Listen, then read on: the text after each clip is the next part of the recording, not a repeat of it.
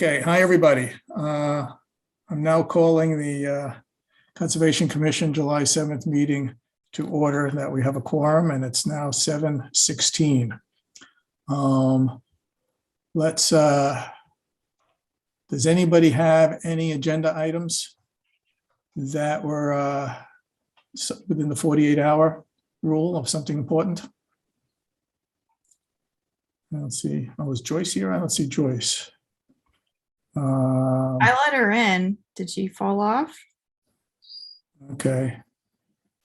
Michael, on the last minute things, I did not see on this agenda discussion of the regulations, so I did want to just briefly discuss when we're going to have that on our agenda, but that can be part of discussions, if we can add that, please. Okay, I always struggle with what makes things the 48-hour. We don't. Joyce is back. Like just talking about when we will have the discussion is, I mean, that's just scheduling. So Yes, that's exactly. we're not going to talk about the regulations. I think Okay, we're just gonna fine. talk We'll do about that when. then. Okay, Yeah. we'll put it up then. I And agree. any other, let me go get the agenda here. Let me get my agenda here as I'm getting arranged here. Okay, so we're not changing the agenda. We actually have the next meeting item on the agenda is at 7:30. We have land management. Before we get there, I will welcome, I now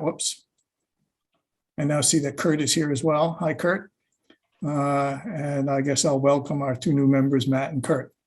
And I'll introduce, I guess, also, as you could see there, we have an interim, we have our interim conservation agent, Joyce Hastings, is also on the line here. And our relatively new starting up administrative assistant, Deborah, is also there. And so welcome all. Let's see. Now that we have, we have a few minutes before. One thing I wanted to bring up is the issue of, while we're waiting till the 7:30, when we have the land management item. I guess we can go into some discussion items. Let's go on to, I guess one of the items is the fact that we're hiring a new agent administrator. And I guess one question we have is we've listed the ads and I think we've listed it in all the standard places. Is that true, Courtney? Yep. We listed it, obviously in the newspaper as required. Yeah. And on MACC, MMA, and I sent it to the DEP circuit rider, and I also sent it, I don't remember the name of the organization, but it's like a conservation agent organization. It's very small. All right. What about the wetland scientists? There's some association of wetland scientists that I think we've done in the past. That might have been it, or I'm not sure. One of them was. Okay, maybe One of them was a real thing, and one of them wasn't. Right. Yeah. I can go back and look and tell you where I sent it. Yeah, I guess the question is where we go with how do we expand the search, since we know there's a shortage of agents, and then there's the issue of how much we're willing to bring on somebody new that we essentially train. I'm not sure that I want to embark on that whole mission there for a while before we take stock. Yeah, well, it's still early days. It hasn't been advertised that long, and I mean, maybe there's other things we can do to attract people. I mean, we can talk to personnel board about, salary or whatnot. I don't know. Well, the salary at this point, it seems to be somewhat open-ended. We had the current salary, but I think that we could argue based on experience that there are salaries elsewhere that are higher if we're competing for experienced people. Just trying to decide whether there's any other sort of, I guess, going to job boards like whether it's Idealist or whatever it is, whether it's worth embarking on that or whether I I'd like to think we don't have to go to a job search person. But maybe we'll revisit that issue at our next meeting. Yeah, if nothing's coming up. Okay, I guess it'll be in our agenda for the next meeting, and then and we'll have to see whether we have to go find some other avenues to get some good candidates here. I don't know. Do you have any other thoughts, Carol, or anybody else? Yeah, I just was wondering, I know that, I work in a business and people seem to routinely put job openings up on Indeed, and that it like everybody searches it. So I don't know whether that might be helpful.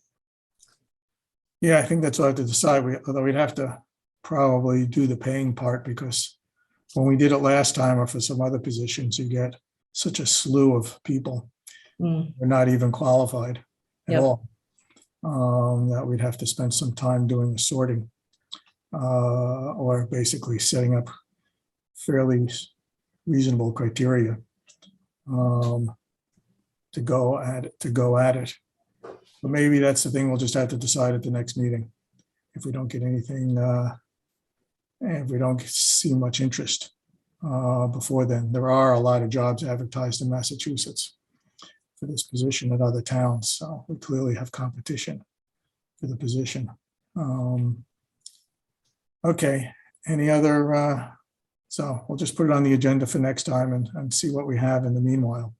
Because to date, we've only gotten one person who doesn't have any of the qualifications, and somebody else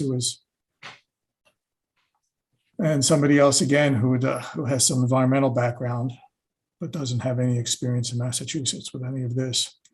Doesn't really fit the requirements that we advertise for. Right. Yeah, okay. Well, we'll have to see how much we're gonna have to go push it there. Let's go on to, let's see, it's 7:23. Even though I guess we could take things out of order. Kelly, I see that you're here for the land management. Is everybody else who's interested, relevant to the land management discussion, are they also in attendance? So we could actually start that earlier. These are very small bore, minor questions. And I don't think anybody else is here specifically for those questions, not that I can recognize. Okay, fine. I just see Rafe here and stuff like that, so I didn't know if anybody else was expected. Then let's move on to the land management issues that are on there. Do you want to lead that? Sure, I summarized the background on each of them in my email. The proposed September mailing is intended to represent a public conversation about trails, and specifically new trails, and both getting out to the public as an opportunity, more information about what the town provides, who is doing what have been some of the recent developments to improve the experience, and trying to get some feedback from the public about any. Oh, thank you. About any, wait, this is not what I just sent. Oh, this is not the more recent one. I guess the more recent one is. Very brief. That one's June 10th. You went back in time. Yeah, I know. For some reason, I'm not seeing the. Yeah, I guess somehow the more recent one didn't get put in the file management there.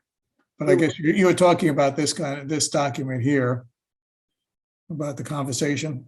Yes, yes. That is the current draft. And part of this, as I said, is what are the different land management agencies doing? How do they approach their trail responsibilities? And there is a sentence a little further down, the Conservation Commission, and the commission we hope the commission would approve whatever language is in here representing its approach. Doesn't have to be tonight, anytime before this thing goes to press, which won't be for a month or two.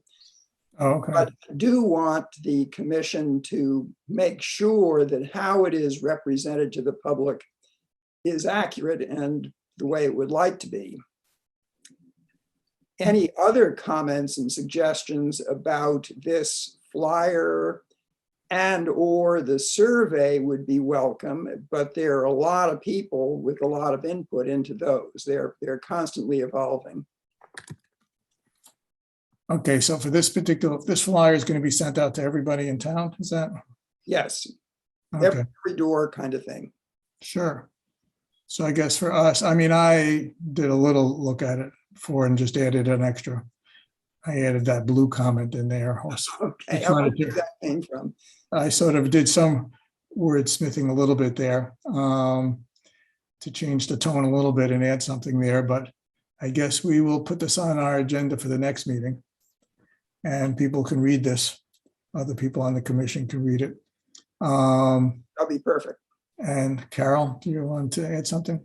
I was just going to say that I did review it also and have some edits in exactly the same place, probably to make it even briefer actually than it is now, but that could wait till the next meeting.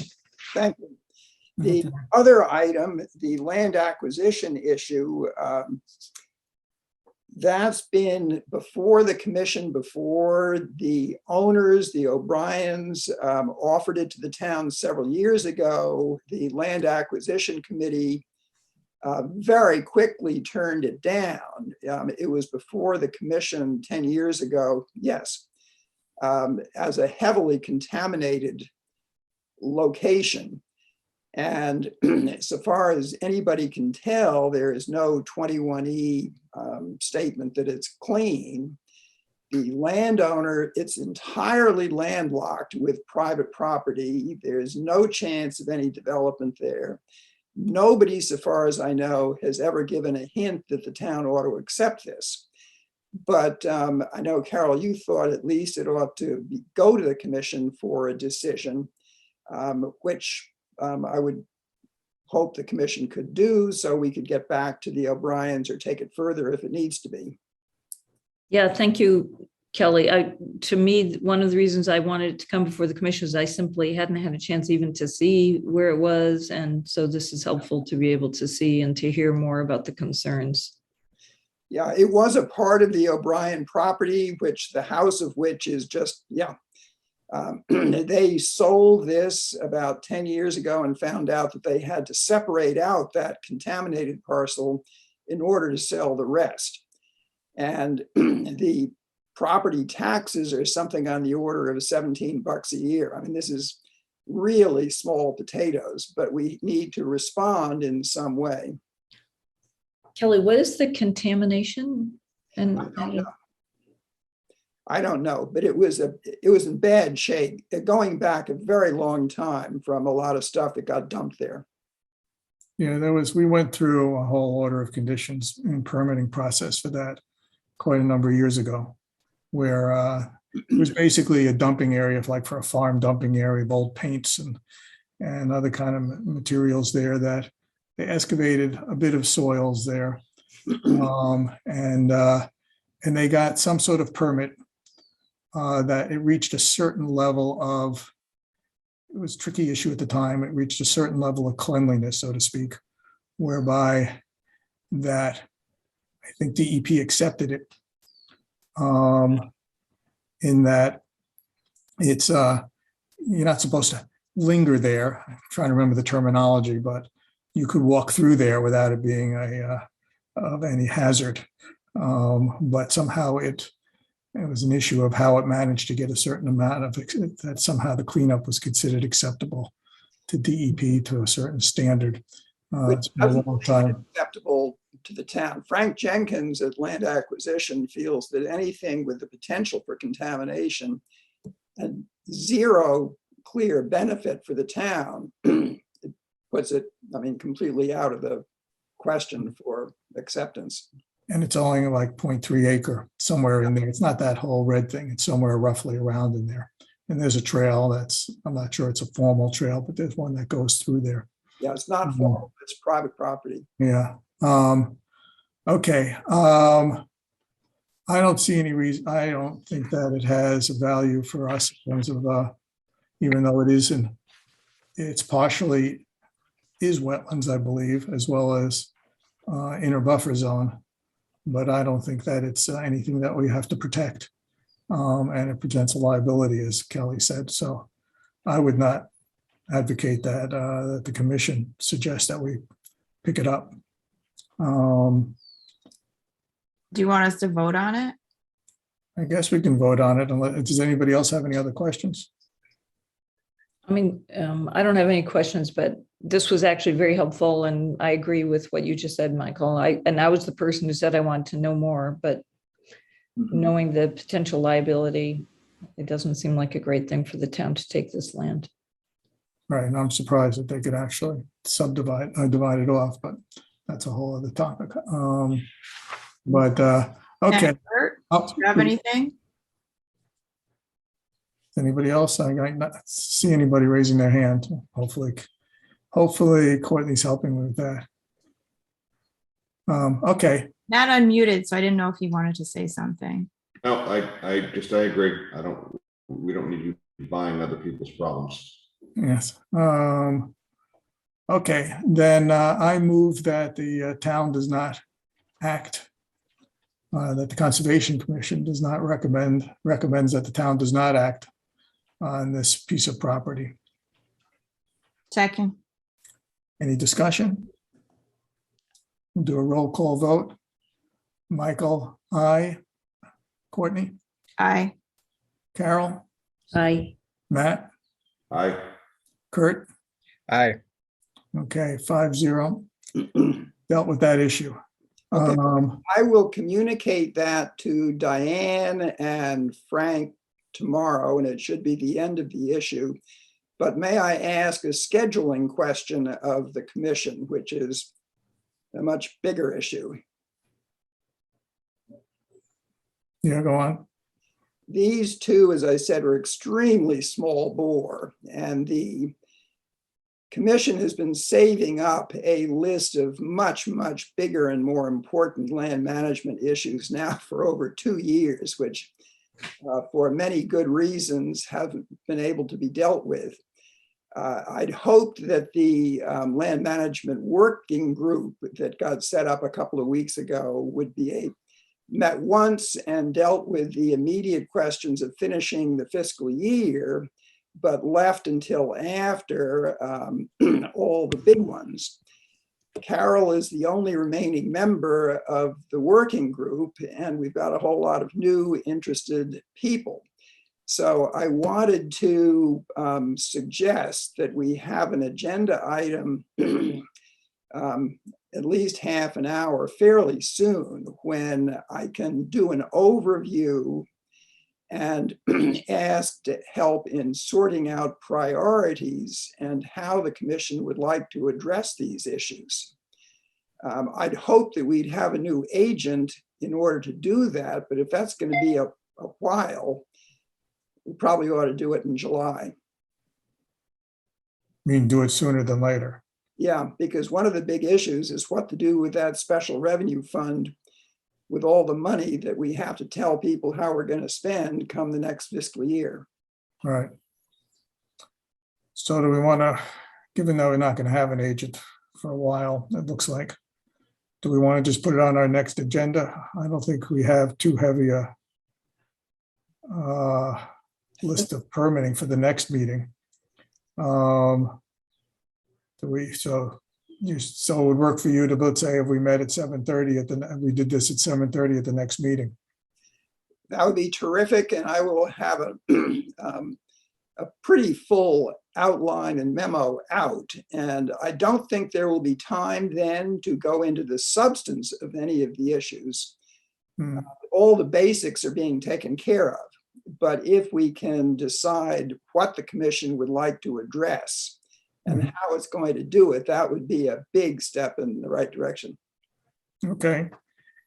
So given our transition thing, we'll see we'll start with that. We'll give it a half an hour and we'll see how far we get. We'll make it work. And move forward there.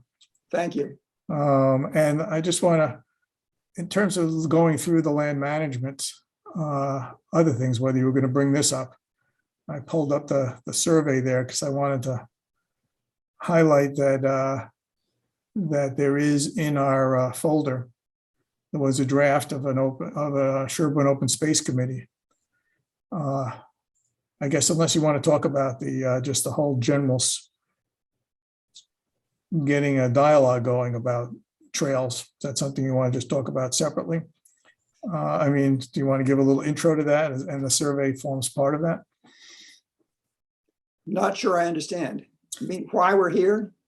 Yeah, I'm talking about this. There's the flyer about starting to talk to people about what's going on the trails, and then there's starting a discussion about what kind of trail work is being done, and on where and what type.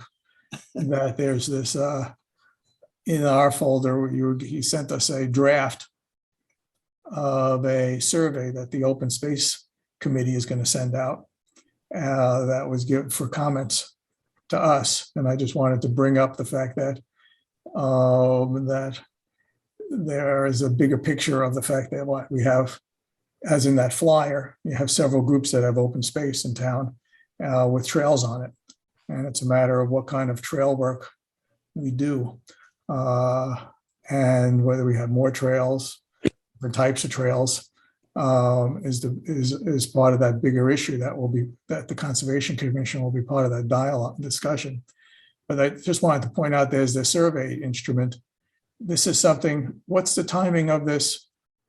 If you know, what's the timing of the Open Space Committee doing this survey?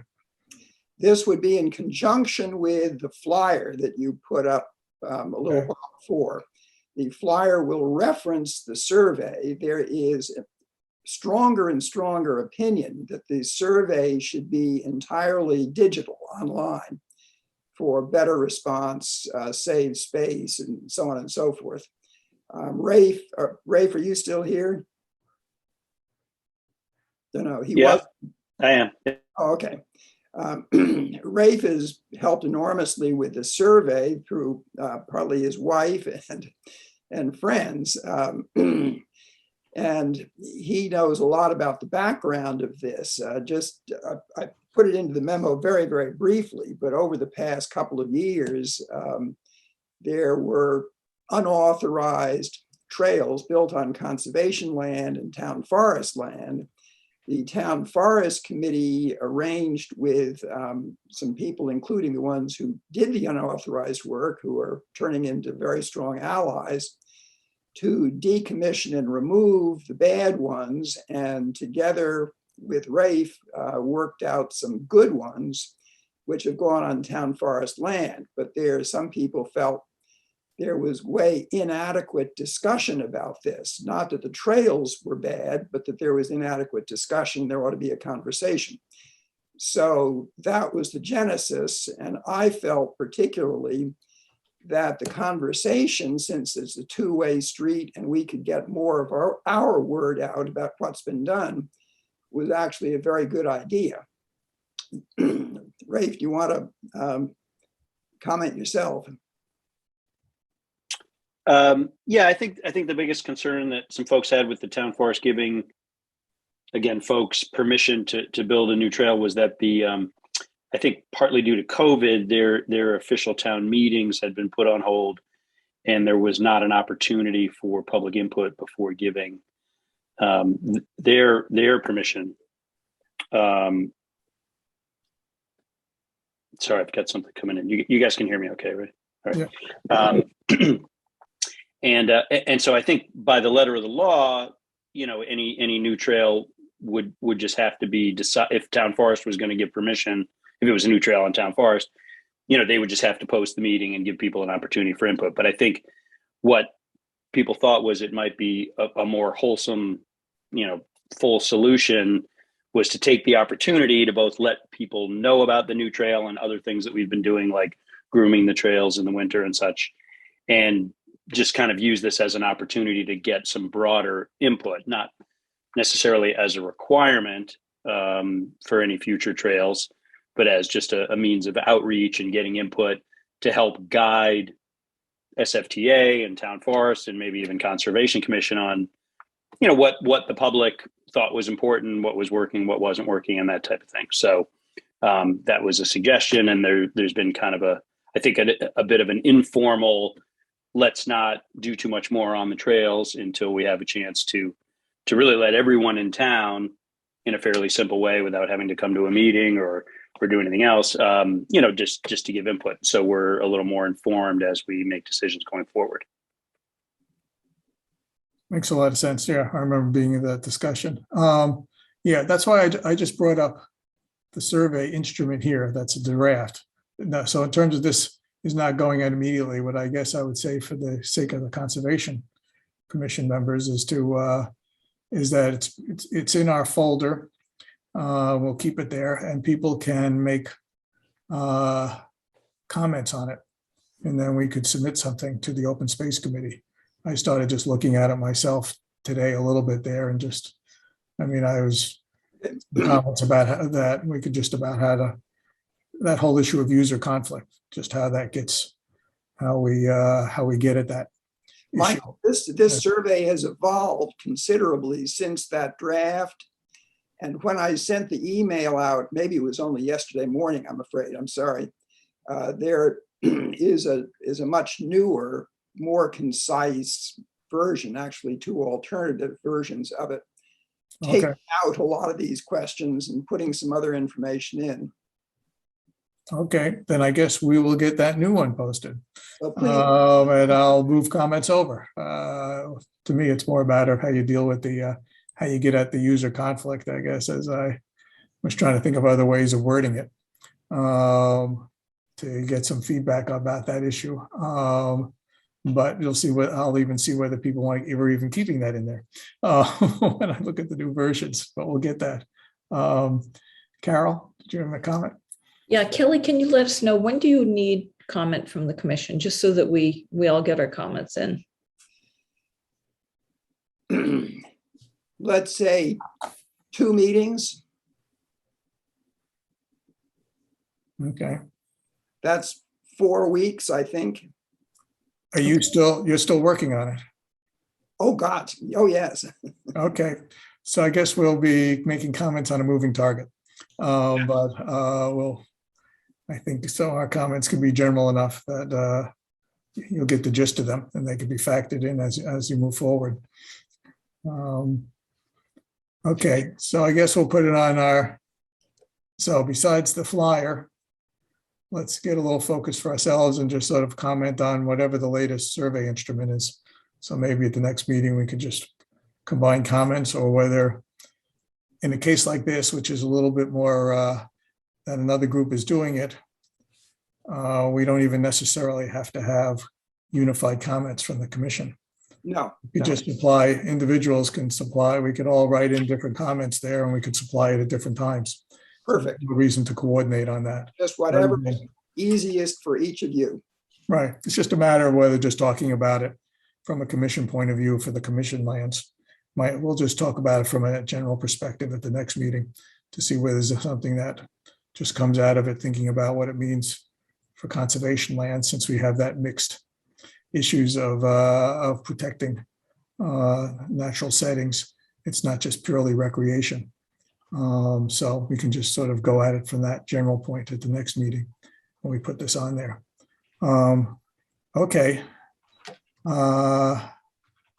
Is there anything else on this? Is there any other land management stuff? I'm trying to remember whether there's any other things you sent us. No. Okay. We did O'Brien, the survey, the flyer. Okay. We're done on that. Okay. Thank you, Kelly, and we'll put it on our next meeting at 7:30.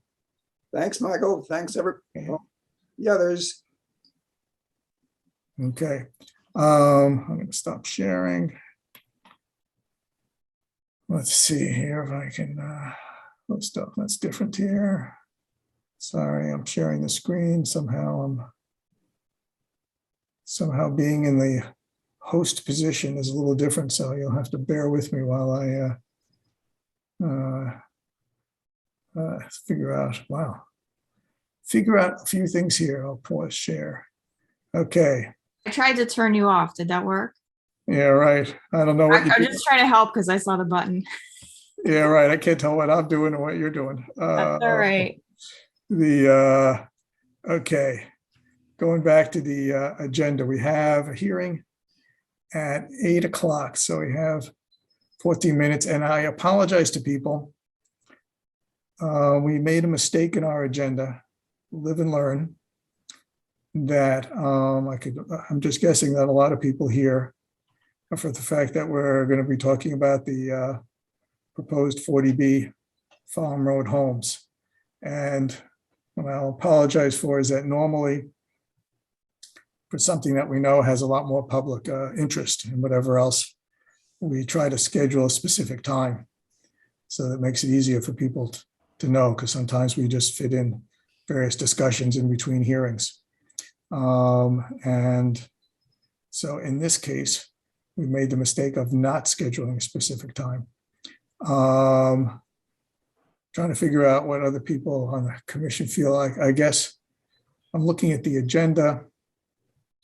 I'm actually going to show it for the moment here, because we have to talk about when we might want to tell people. Oops, come on.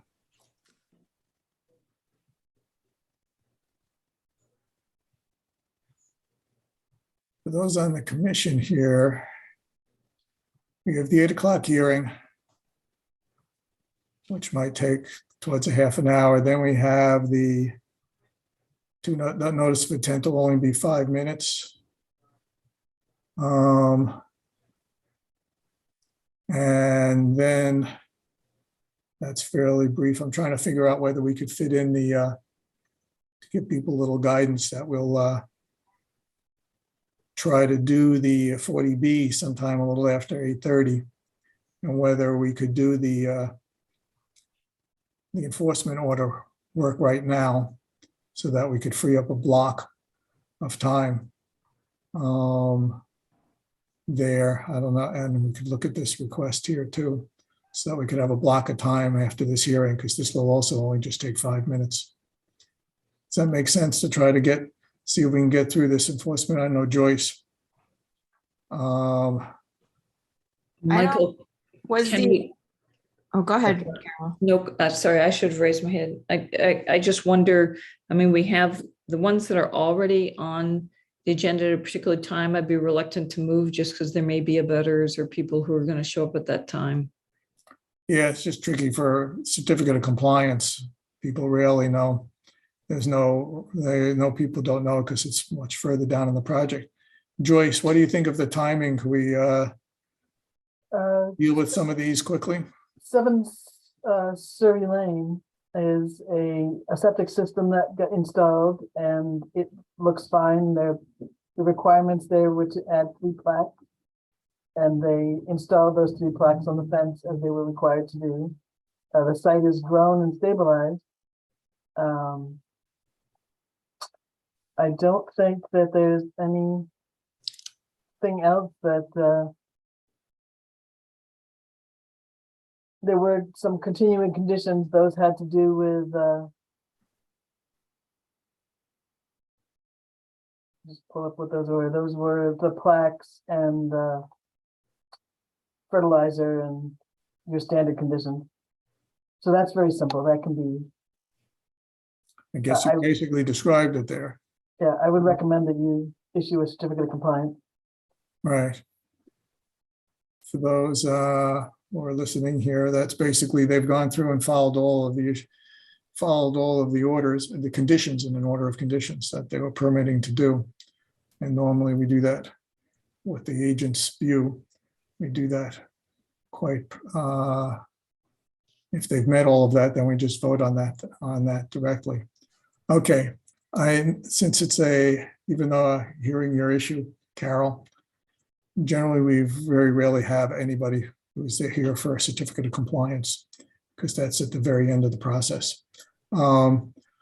Then I would move that we grant a certificate of compliance for 7 Surrey Lane. Do I have a second? Second, Second. Thank you. Any discussion? Okay, roll call vote. Michael, I, Matt, I, Kurt, Aye.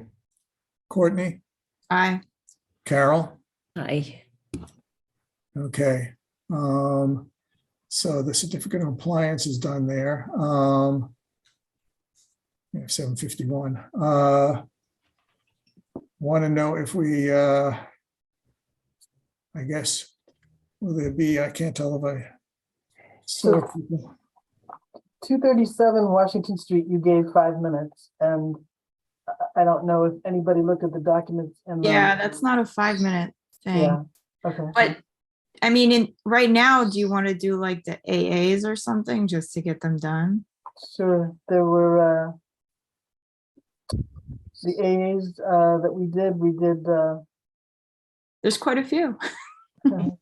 yeah, 60-page Farm Road for soil testing, 156 and 160 Mason Hill Roads, 2 single-family dwelling, 14 Snow Road, a septic D-box replacement, 100 Farm Road was a D-box replacement, 27 Snow was a emergency well, 53 Lake was a mudroom and a single car garage. There were 2 additional ones, one at 62 Obed Lane for, 62 Green Lane for soil testing, and then 10 Obed Lane was another. Is that an emergency? Another emergency well. Yeah. And they were all fine. They're all out of just for Yeah. the new members there. Basically, the administrative approval processes for projects that need our review for the building permit process, which is in the bylaw. And therefore, we have this more simplified process for things for projects that are clearly outside of wetlands, our jurisdiction, beyond wetlands and the 100-foot buffer zone or riverfront as well. Okay, so we're done with that at 7:50. We've gotten to take care of that. The trying to think of looking down the list of discussion items here.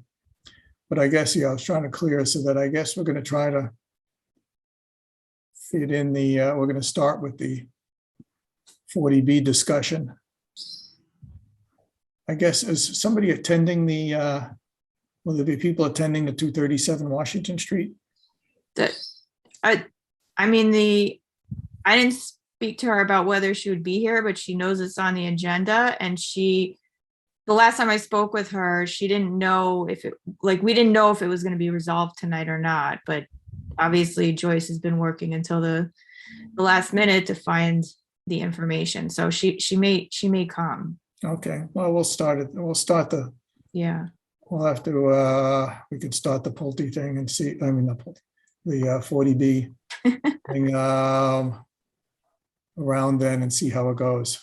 It's a little tricky. I have to apologize to people that we didn't schedule a time for a discussion like that. Okay, then in the few minutes, let's see if we have other, I don't know if anybody had any particular announcements. Okay, hearing none, I'm going to move on. As to the minutes, I'm going to put that off the warrant. I just wanted to notify, if you see it, it's in the box there. The warrant is for some hearings, announcements, as well as some of our land management. People could let me know if they want to see it, but it's in the meeting folder. So that's there. We talked about the new agent discussion. 21 Russet Hill enforcement order. Is that something we're going to want to do later, I guess? I don't know how quick that is. I can't remember what that is, Joyce, or who is going to? Yes, I'm setting up a meeting with their consultant and the homeowners to, the wetlands have been flagged, and now I need to make a recommendation as to what to do next. Anna had been handling that, and I haven't been out to the site yet. Okay, so at this point, there is an enforcement order that's we're gonna have to, I guess we all talked about going out after you see it, whether we just have a site visit. So what they had done was, in response to the enforcement order, they hired a consultant that delineated the wetlands. And then I believe they expected that was the end of it. They delineated the wetlands. They planted the disturbed area to stabilize it. And they were kind of questioning if that was it. Did anybody need to, what was the next step, I think is what they were asking. Okay, so you're gonna work with them on the next step. And that includes a site visit for us. So Right. put that on the next agenda. Yeah, because if you remember, there was some, soil moved around, and because the area was altered, it wasn't 100% sure whether all the work had taken place in previously disturbed areas or if it had expanded or entered the wetland. And so that was the need to find out, look at the soils and see where is the wetland exactly, now that the soil has been dumped all over. All right. I'm probably not explaining that well, Joyce. No, but I'll reach out to them and Yeah. And see what it looks like. Right, that was the issue, is that if Right. they had done the permitting beforehand, we would have seen what was already altered. Yeah. And it would have been Right. clearer about what it is they wanted to do. Right, because it's either, if it was not an area that was altered before and it was an encroachment on the wetland, then that would be, restoration, versus maybe this was just work that would have been permitted if we had known about it ahead of time, Right. So that's what we'll figure out over the next time. So we'll put it on the next agenda. And Courtney and Michael, can I ask you, that, Courtney, you're reminding me, that was my recollection of that conversation as well. And was the next step that either they or we were going to try to delineate the wetlands? Do you remember? It's been, yeah, that's what they did. And Joyce just needs to go, she's taking over midstream there, so. Right. Okay, so you're just check it out. confirming the delineation. Okay. right. So now we're catching up. Okay, 7:58. I'm trying to think of land acquisition committee membership. I guess for folks to think. Yeah, so Diane asked me to put this on our agenda as something to think about, because I believe Cindy was our previous representative on the land acquisition committee. So we should think about who wants to offer themselves up. I'm willing to do it for a while. Well, I don't know. 6 months. I thought you were going to say you were willing to do it for something, like I had to bake you a cake. Yeah, I thought there was going to be payment involved, but Only psychic payment, I guess. All right. And I'll open it up to some of the yeah, to the new members. You guys can think, I don't know what your interests are in terms of whether you can read about. I guess we should find out what the mandate of the land acquisition committee looks like. But essentially, I guess they, if I recall correctly, it's about there's a group that does scope out yeah, properties in town that Yeah. sale, and whether it's something that the town wants to play a role Right. in. their whether that- interests. Right. Either of you can also look at it too, to see Yeah. whether it's something that that interests you. Because Carol has a limited term left, and she either might let you start with it, or you can join from the beginning, or take it over later. So you can both look at that stuff. It's probably online is what the mandate is. I mean, it's an interesting group in terms of what things might come up. Okay, so We made it, 8 o'clock. okay, now we will now have a hearing for a request for determination of applicability for 29 Bear Hill Road. I see Dan just Yes, Dan Video McIntyre. wise, yes. You can present. I'm going to just pull up I think I have I thought I pulled up a map for this thing. God. But go on, or you want to? There it is. If do you want to put it on your screen? You can move around, or I should leave it here. What's up You to can you? just leave it there. I think it's pretty self-explanatory. Mhm. So we're here tonight to request permission to perform soil testing with the Board of Health for the replacement of a failed septic system at 29 Bear Hill Road. The property is pretty well surrounded by resource areas. There's an intermittent stream, this blue line that runs behind the side of the property and behind the property is an intermittent stream fed by storm drainage from Bear Hill Road. And then it feeds into a wooded swamp off property. Mhm. The existing septic system is in the backyard right behind the house, fairly close to the wetlands, and I think a little bit too close to the abutters well there. So we're looking to slide that further to the top of the page. So we're proposing some test pits over there where it's previously disturbed buffer zone. We'll be digging either a lawn area or a gravel parking area over in that part of the lot to see if it's suitable for a septic system over in that area. It's going to be a challenging site for the design because of that intermittent stream is so close. The buffer zone really extends across almost the entire part of the property. And then we have several wells in the neighborhood that we need to stay away from. So we're kind of zoning in on that area where we showed the 3 test pits as the most likely place for a new septic system. It's all previously disturbed, no tree cutting for this. We'll just be spending a few hours there digging a hole and filling them back in. And then once we get a system designed, we'll be back in front of you for a more formal review of the construction plans. We are having the wetlands delineated and then surveyed in. I was hoping to have it done before tonight's hearing, but it didn't quite happen. So we will have that done for the next hearing. And with that, I can open it to questions. Does anybody on the commission have any questions? Or Joyce, what do you think? No, he had the perfect explanation. There is right beside the shed, right behind the shed, there's a swale that goes down towards the intermittent stream from the yard area. And my only thought was that everything funnels towards that swale behind the shed. If you could either make sure that nothing gets over there or put up, straw wattle across the end of that swale, just so that if you get a strong rain after all the holes have been dug, that it doesn't go right out that swale into the intermittent stream. But he's in totally open area. I recommended that we issue a determination of applicability.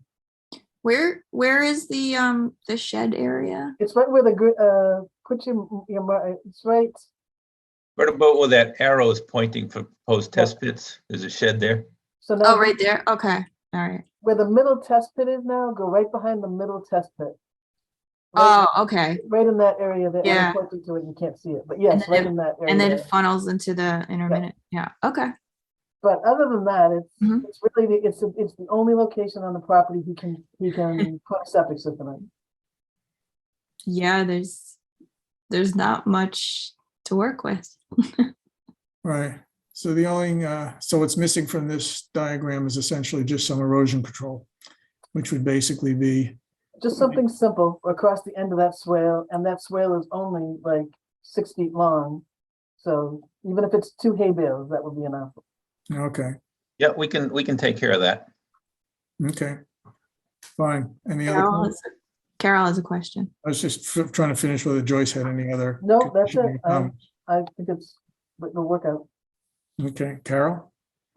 I guess I was going to ask Joyce if she thinks there'll be enough soil there that the soil shall be covered in case there's a thunderstorm or something that could wash that soil down. No, I think if they just cover that end, it'll be fine.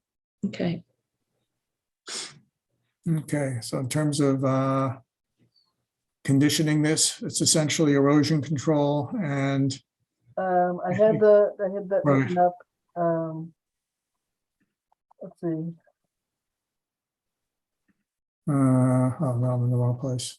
I had the special conditions there for Bear Hill Road.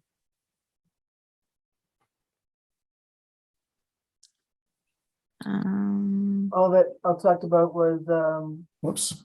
no stockpiling in the 100-foot buffer zone, no Yeah. storage of equipment, and just a straw wattle across or something across the end of that ditch. And that was it. Yeah. Okay. Fine. Does anybody else have any questions or issues? Then I move that we issue a determination of applicability that's a -3, which with the conditions outlined here. Is that also, is it a positive 2B? No, we don't do the We positives. don't do that? Okay. No. Positives are when you actually, I guess for the broader audience here, the determination of the request for a determination of applicability is asking whether it would, in a short sense, that there's potential for impacting the wetlands to the extent that we would request a formal notice of intent, which then would require an order of conditions and a more significant degree of permitting and oversight. When you issue a negative determination of applicability, it means that you don't need to go to that other step. But in this case, we're issuing it with conditions in order to avoid any impacts on the wetlands, which are listed here. But the positive would mean that it would have to go to an NOI and as such. And we don't deal with delineations anymore as part of an RDA. Right. We do that. Okay, so I'll go back. There's a motion to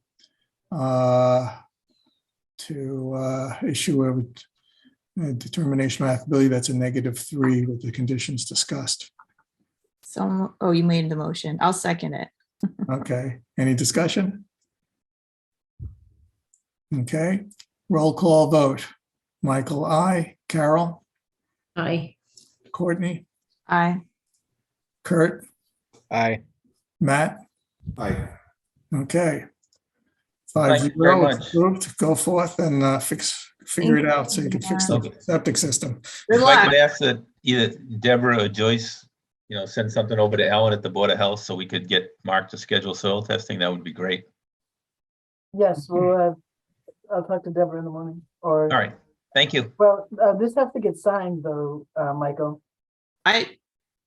Yeah.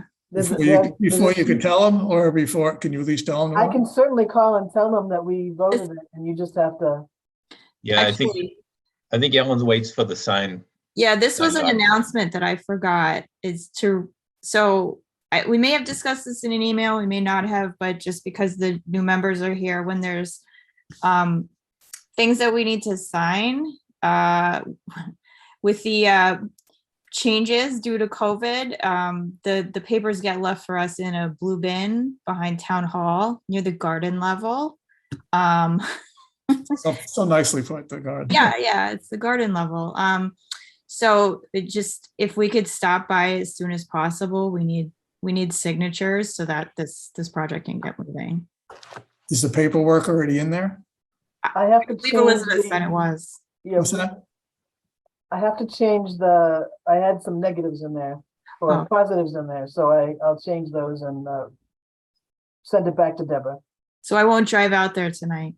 No, no.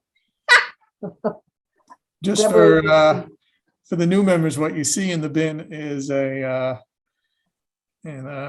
one of those packing bins. You'll see a green plastic envelope, clear plastic envelope with just the signature pages. So, and sometimes there's a post-it saying as to which project it is on it, but basically only the signature pages are put there. And we need to get at least a quorum to sign it before it could be passed on. So there'll be look for an email saying that the materials are there so that we all get down there in time to go sign these things so that we don't hold up the process. Okay. Let's see here now. So we've actually, God, I don't know what is this to stop share. Okay, now, and I go back to the agenda. Okay, so we're gonna have the hearing. So now it's 8:11. Do we want to, even after telling people, I don't know if anybody really left. Do people want to do more discussion items? Or do we actually want to start a process of talking about the 40B? And there'll just be breaks in that discussion. As we have, as we'll say at 8:30, there'll just have to be an opening of a hearing and then a brief discussion and then a continuation of it. Why don't you just, yeah, why don't you start it? Okay. Is that okay with everybody else? Anybody else care? Okay. Now let's, basically we're, look at the thing here. Okay, so there is a 40B project, and as in the past, the first step of that is that the town is asked by Mass Housing Partnership to produce some comments with regard to a few areas to them about the project.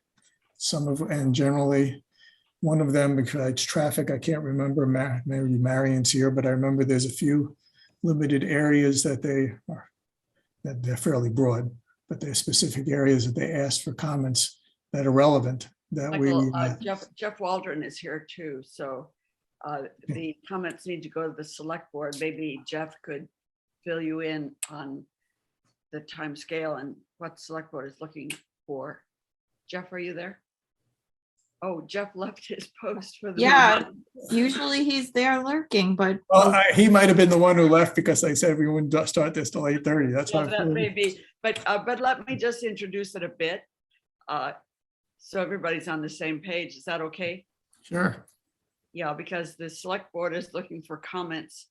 We need to have the comments of the Concom, hopefully in a letter form. It can be a draft letter, certainly next week on the 14th.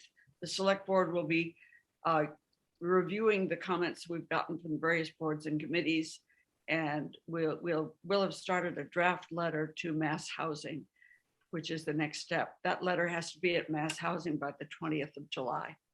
So I hope you can iron out the major points that you want to cover.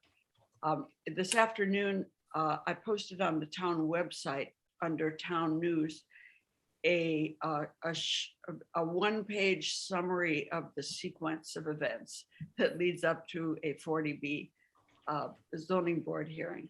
And so you can review it there.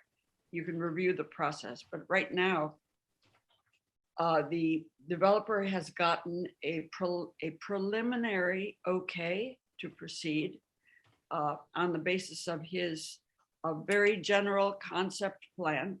The septics, the wells, and the details of engineering and et cetera are not there. So what the state is looking for is your general comments about the suitability of the plan and the criteria that the state is looking for.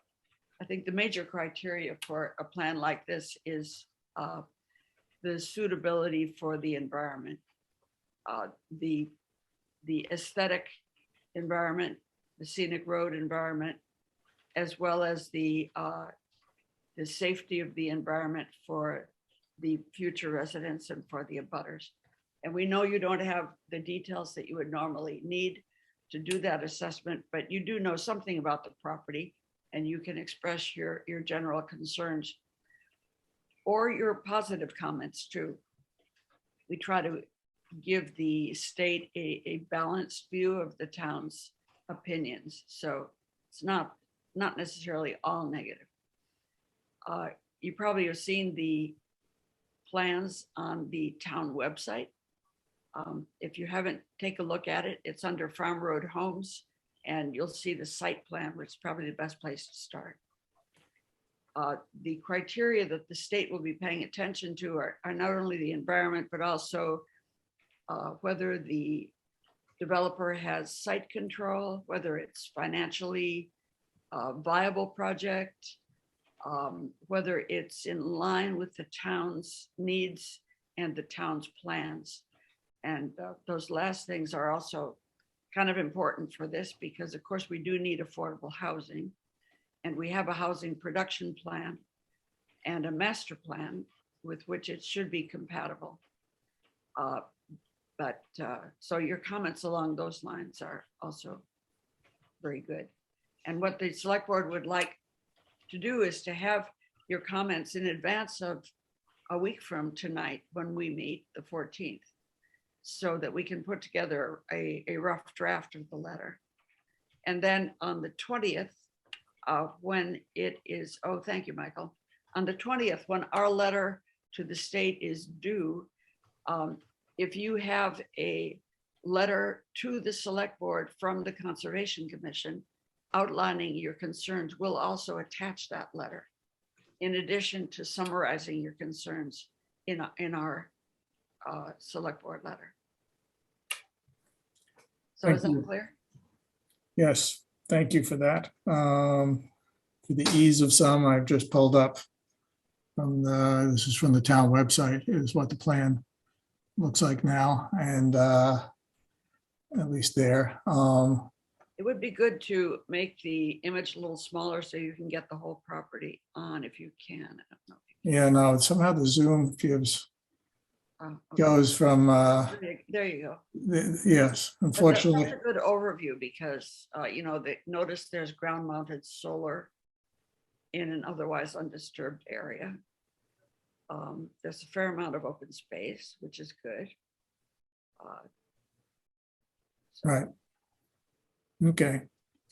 Thank you for that. Right. And we basically have at this point from previous work, there are wetlands that have been identified along the western side of this, as well as along the and the southeast and the eastern, south or sort of eastern side here. Were part of a previous permitting that was related to doing some wells. Okay. So in terms of our comments, I don't know if how we want to open it up, whether others have some. I have some thoughts myself, but I'll open it up to some other members first before sorry about that. Before I talk, I'll sort of set up the fact that essentially from our point of view, we're dealing with the values and interests of the Wetland Protection Act for our purposes in terms of wetland protection. There's the issues of groundwater protection, pollution prevention, flood control, and these are just interests from the state act. So the sort of stormwater management and flood control and preventage of storm damage, I think is actually the wording in the actual act. So there's protection of private and public water supplies. Some of the concerns that we could express or not. Should I start? Does anybody else want to start? Well, oh, Carol. No, Carol. Courtney, you go first. No, I wasn't gonna, no, I was just gonna say, well, should we talk about like draft ideas but you have your hand raised, so you probably have something legit to say. Yeah, no.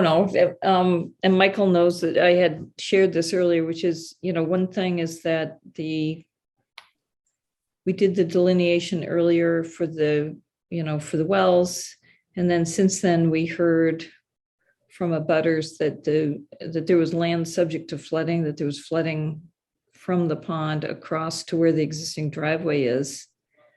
I think that's something that needs to be noted, that our that this delineation doesn't reflect that, but that also, if that is the case, we would need to provide some evidence of that. And I think there also has been some discussion of a water course along the street, a ditch.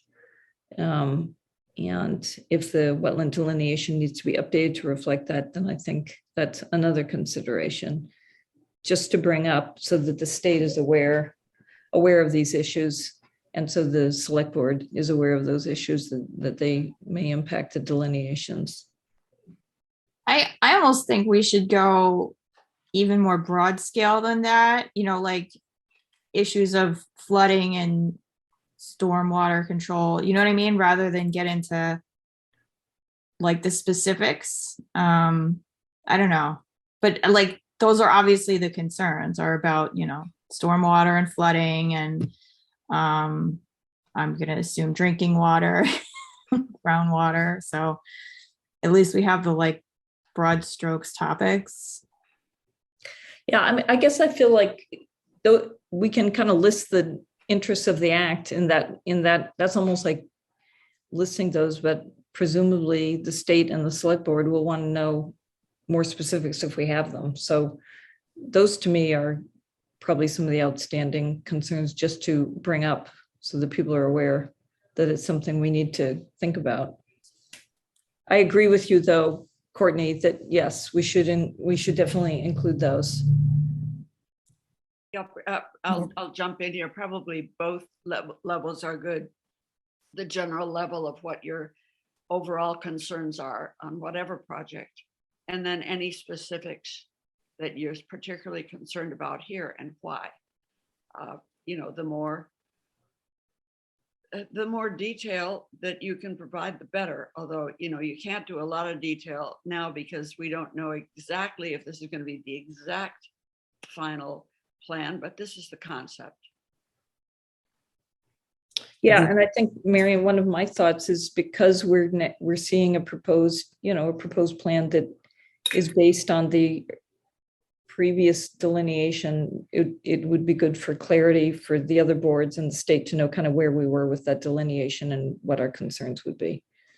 Yeah, definitely. You do have information about this parcel more than you would for most parcels because That's true.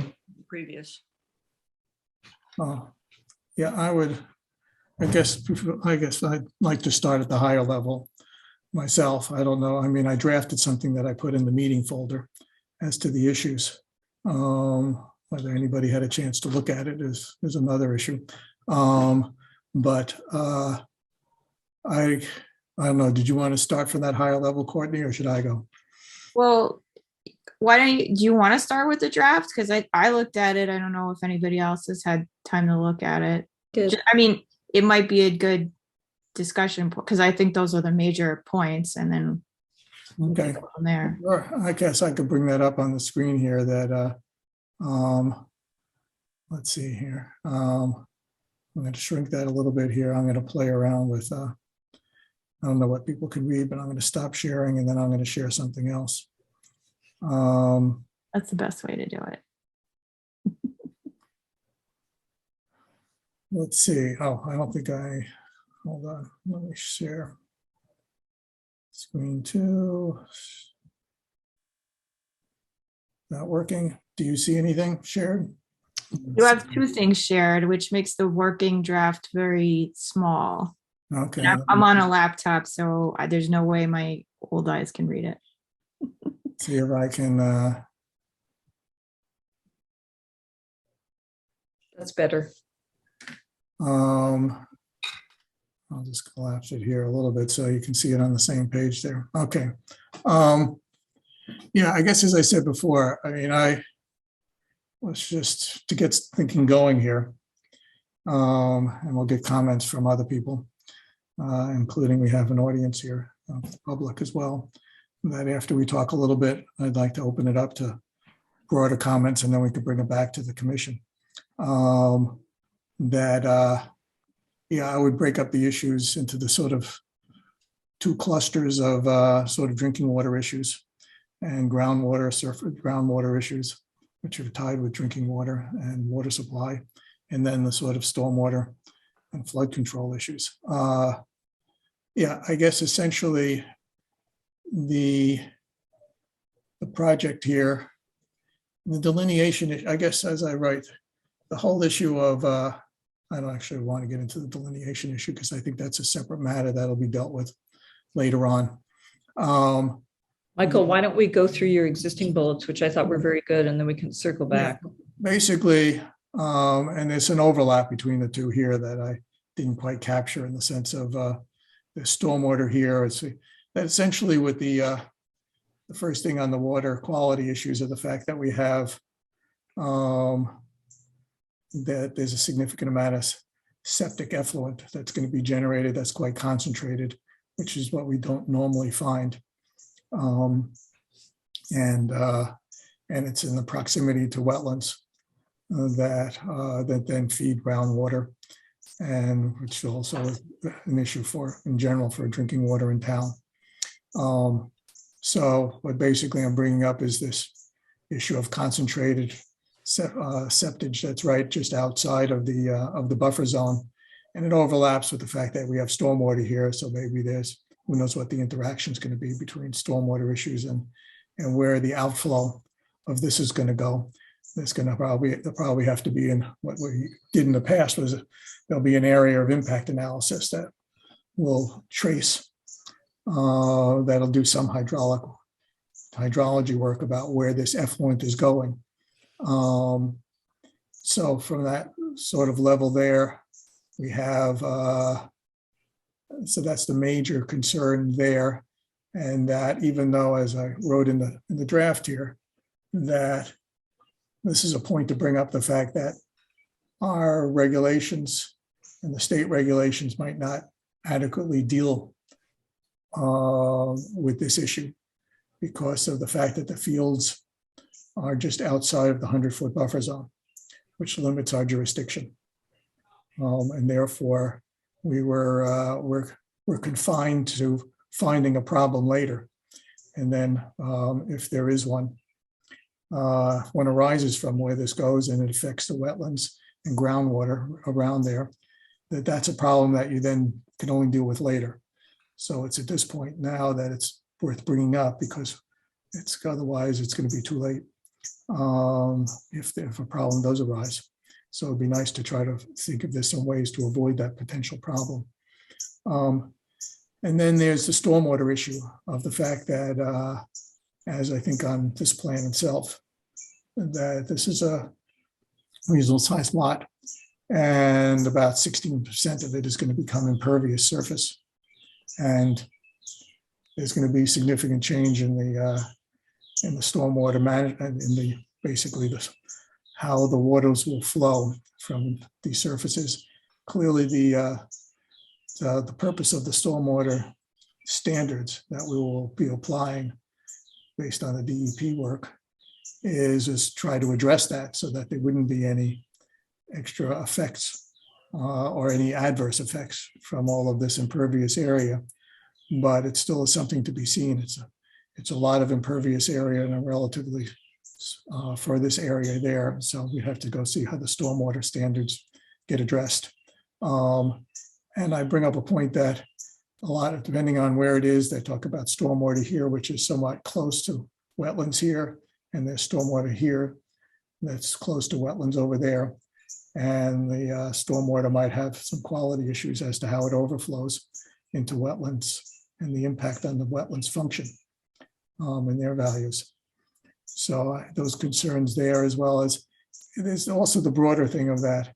It's a little tricky. The standards address certain amounts of pollution prevention in terms of pollutant removals. For example, 75% removal of solids, TSS, total suspended solids. But there's also going to be with all of this roads and car use, there's a amount of other contaminants there that even with the controls for our meeting stormwater standards, there is a concern about the volume of that and whether the remaining untreated amounts will have some adverse impacts on the wetland areas and their ability to deal with pollution prevention and cleansing for groundwater. So those are the two areas where I think the sort of the scale of the project and how it's designed could have some adverse impacts that we'd like to try to avoid. And I'll stop there for any other comments, whether other people want to make comments from the board commission now or before I open it up to the public. Does any other commission want to talk now or later? It's 8:31. Whoops. So I would suggest that's a good stopping point. I will now open the, reopen the hearing.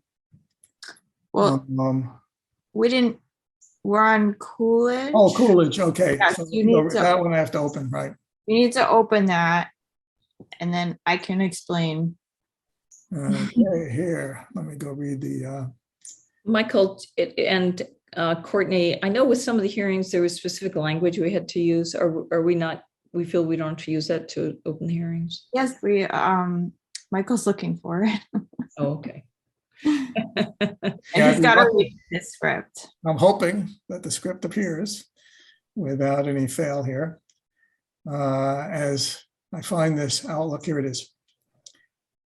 Okay, notice of a public hearing, Conservation Commission. Notice is hereby given that the Conservation Commission of the town of Sherborn will hold a virtual public hearing at the Sherborn Town Hall, 19 Worcester, or virtually now at 8:30 on July 7th, 2022. The hearing will be held pursuant to Chapter 131, Section 40 of the General Laws as amended, the Wetlands Protection Act, and the Sherborn Wetlands Bylaw, Chapter 17, to consider a proposal by Creative Land and Water Engineering LLC on behalf of Robert Murchison for soil testing and associated clearing.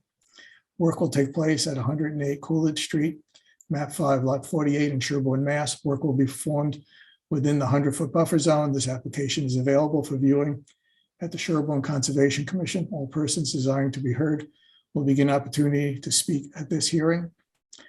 And now we are opening the hearing, and Courtney will take over how we go next, because normally we go into green cards and such, but. Right. you know, So I'm going to make this brief for everybody. So the Conservation Commission was not able to open the hearing for this application within 21 days of it being filed. And therefore, the applicant has appealed to DEP to issue a superseding order of conditions. The appeal has been filed, and we have been advised by the circuit rider, the DEP circuit rider for our area, to continue the hearing until we hear from DEP that affirmatively that they are going to be taking this application. There's a couple ways this could proceed. They could decide not to take the application and to kick it back to us to consider. Alternatively, they could decide that they're going to, do the application and issue a superseding order of conditions. That would also be a public process. The Conservation Commission would be involved in that as well. And, the state DEP would send someone out to delineate the wetlands, and, we would be there with the interim agent, to provide input, but that's where this is at. And we have not yet heard from DEP one way or the other. So for now, that's all the information that we have, and we're going to be continuing the meeting. Okay, that's the legal advice, is to basically just continue the meeting. We don't pursue any other issues about green cards and whatnot. Correct. I mean, and the applicant has also, through his attorney, sent us a notification that they will not be, participating in the hearing because they have appealed to DEP. So we're not going to discuss the project tonight. We're going to continue pending further instructions from DEP. Okay. Any other questions from the commission itself? I have a question about that. What did I believe one of the reasons we continued is that we hadn't gotten the green cards. Was This- there? That's another project. Right, you're thinking of the other project, but regardless, the hearing wasn't opened within 21 days, and that gives them the right to appeal. There was 2 consecutive meetings where we did not have quorum, so we couldn't do any regulatory stuff. We couldn't vote on anything. So It was just one meeting, but right, it felt it was difficulty with the quorum issues. And also the fact that we have to have the option. Sometimes there are matters of whether the notice of intent is complete. But if it isn't complete, which until it's complete, we have to give notification of whether it's not complete. If we notify somebody that the notice of intent is not complete, then that stops the clock on the 21-day period. But in this case, due to the transitions going on, we did not look into that issue as well. So at the moment, this is where we are. Any other questions from anybody on the commission? Okay. Then I move that we continue this hearing until we get further advice about it until, let's see, I guess, should we just move it to each meeting? We shouldn't try to put it out 2 meetings. yeah, I think Okay, that's a good idea. yeah. move it to our July 21st meeting at, let's see, we have the discussion at 7:30 to 8. Let's just move it to with land management. How about we move it to 8 o'clock? So July move. 21st. Do I have a second? Second. Thank you. Any discussion? Okay, roll call vote. Michael, aye. Kurt, Aye. Courtney, Aye. Carol, Aye. Matt. Aye. Okay, 5-0, the hearing has been continued. Okay, we will be doing something very similar to this in this, whatever, less than a half an hour. Let's go back, let's see, right now. Okay, let's go back to I was going to suggest, even though we have 8:45, we're going to see if somebody shows up for the 237 Washington Street. I thought I saw her. We're here. Yes, there you are. Hi, sorry, we just got home from the snappers meeting in time. Oh boy, you're here. You made it. Okay. So if you're here, to everybody else who's here for the 40B discussion, what I think might be the most efficient in moving things is whether, if the people are here for 237 Washington Street, and if Joyce is still around here. She's ready. That why don't we just do that a little bit early so we can wrap that, see where we get on that, and then we can go into the 40B discussion. Yes. Okay, Joyce. Okay, so this is a project that's been going on since 2003 that the new homeowners have inherited, and there seem to be 2 outstanding issues. This was the old Racine farm at the corner of Western Ave and Washington Street, and what we needed to determine was there's 2 key elements here. There was an enforcement order for a hazardous waste cleanup and restoration of wetland. And we had to first determine, because there seems to be no one here that was part of this that has memory of it, that we first had to determine if the cleanup was done appropriately. And we were able to get back in touch with the person who was doing the inspections for the cleanup, removal, and the soil testing. And he was able to give us the last report that's basically stated that they got clean, satisfactory results from the soil, and that the state they were able to get a sign off from the state for this cleanup. And then that triggered within the Conservation Commission the start of the cleanup that another consultant then took on behalf of the owner at the time. And they went out and found the edge of the original wetland line and prepared a replication plan that was then put into place and planted. And those plantings that were planted at that time were inspected by that consultant, and then he stepped away. The new owners came on board and the project needed to go through a 2-year monitoring period. I went out a year ago, I think shortly after Ally left, and I inspected the area and noted that there was some activity in the 100-foot buffer zone, and I mentioned that to the homeowner. I went back out again a year later, and that area is total. They stopped all activity in the buffer zone, and the plantings are. The area is very well vegetated with both whatever they planted, the species that they planted, and with volunteer species, so that it's somewhat indistinguishable between the area that is there now and the adjacent wetland.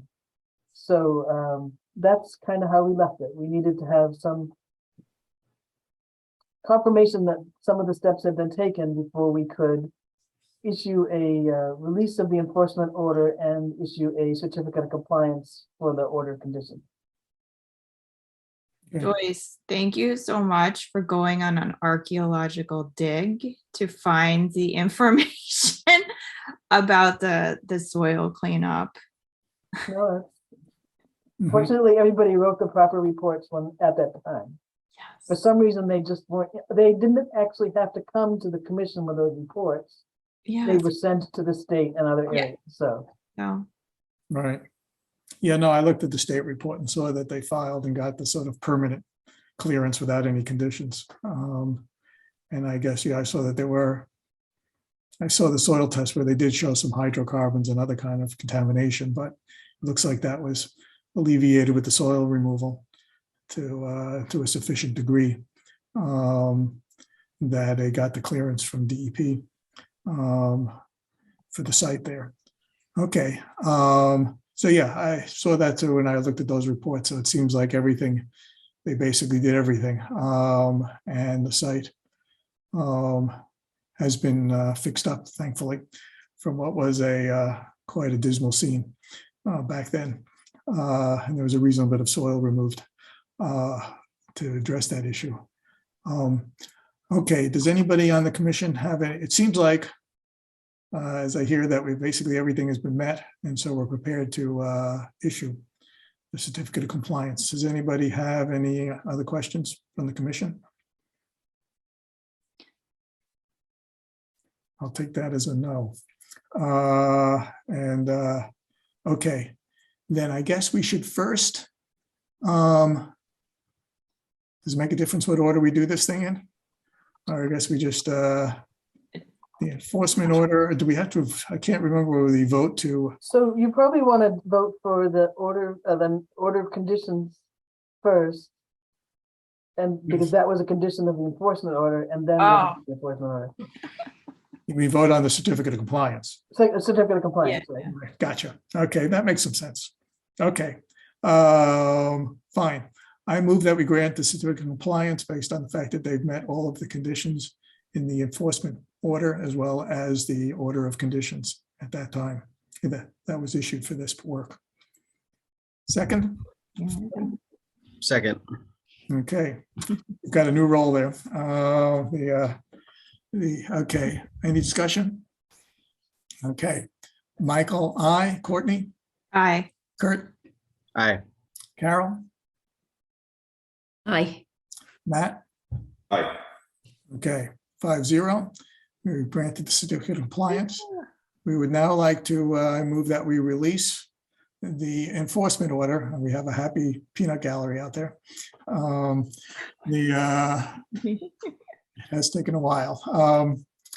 Apologize for that. So I move that we release the enforcement order on this property. Second. Okay, any discussion? Okay, roll call vote. Michael, aye. Courtney? Aye. Kurt, Aye. Carol, Aye. Matt? Aye. Okay, 5-0. Okay. So Clean bill of health for you. Oh, what else? I have not written this up yet, but I will get it written up and I'll let you know when the signature page is in the box. Okay, so we might have to do 2 steps of signing there because we do have to sign some other stuff quite quickly for the other permitting. And then at some point, we'll hear about this one that we have to go sign.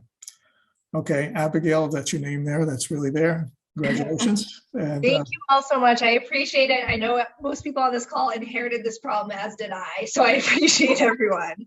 yes, Take care. yes, no, good. Yeah. Have fun with it there. Okay, Thanks. bye. Bye.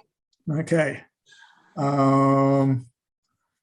Okay, we got 8:45, which so we've dealt with that. Okay, that wasn't bad. Okay, so now we're let's go back to our discussion of because I think our next thing is we'll just have to remember we'll have 3-minute break at around 9 o'clock to deal with another quick opening continuation of a hearing. Okay, let's go back. Should I share the screen again with the plan and the draft? Is that good while I open it up to comments from the public? Does anybody want to see the plan there? Or, okay. Fine. Would members of the public like to make any comments about some of the discussion we've had with regard to the 40B?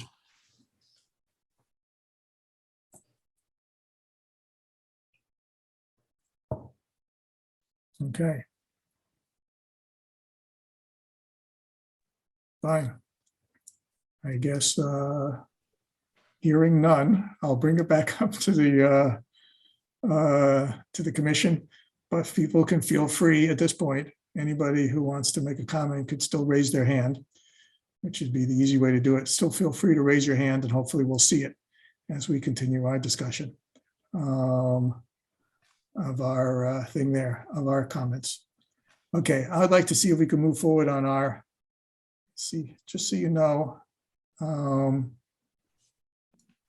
I guess I should have made a general thing there that in this meeting, I have hardly see anybody using chat. I should say somebody did say a chat, but in general, we generally do not look at the chat. It's like having people whisper around the sides if you're in an open and regular meeting, so that you can obviously chat with one another.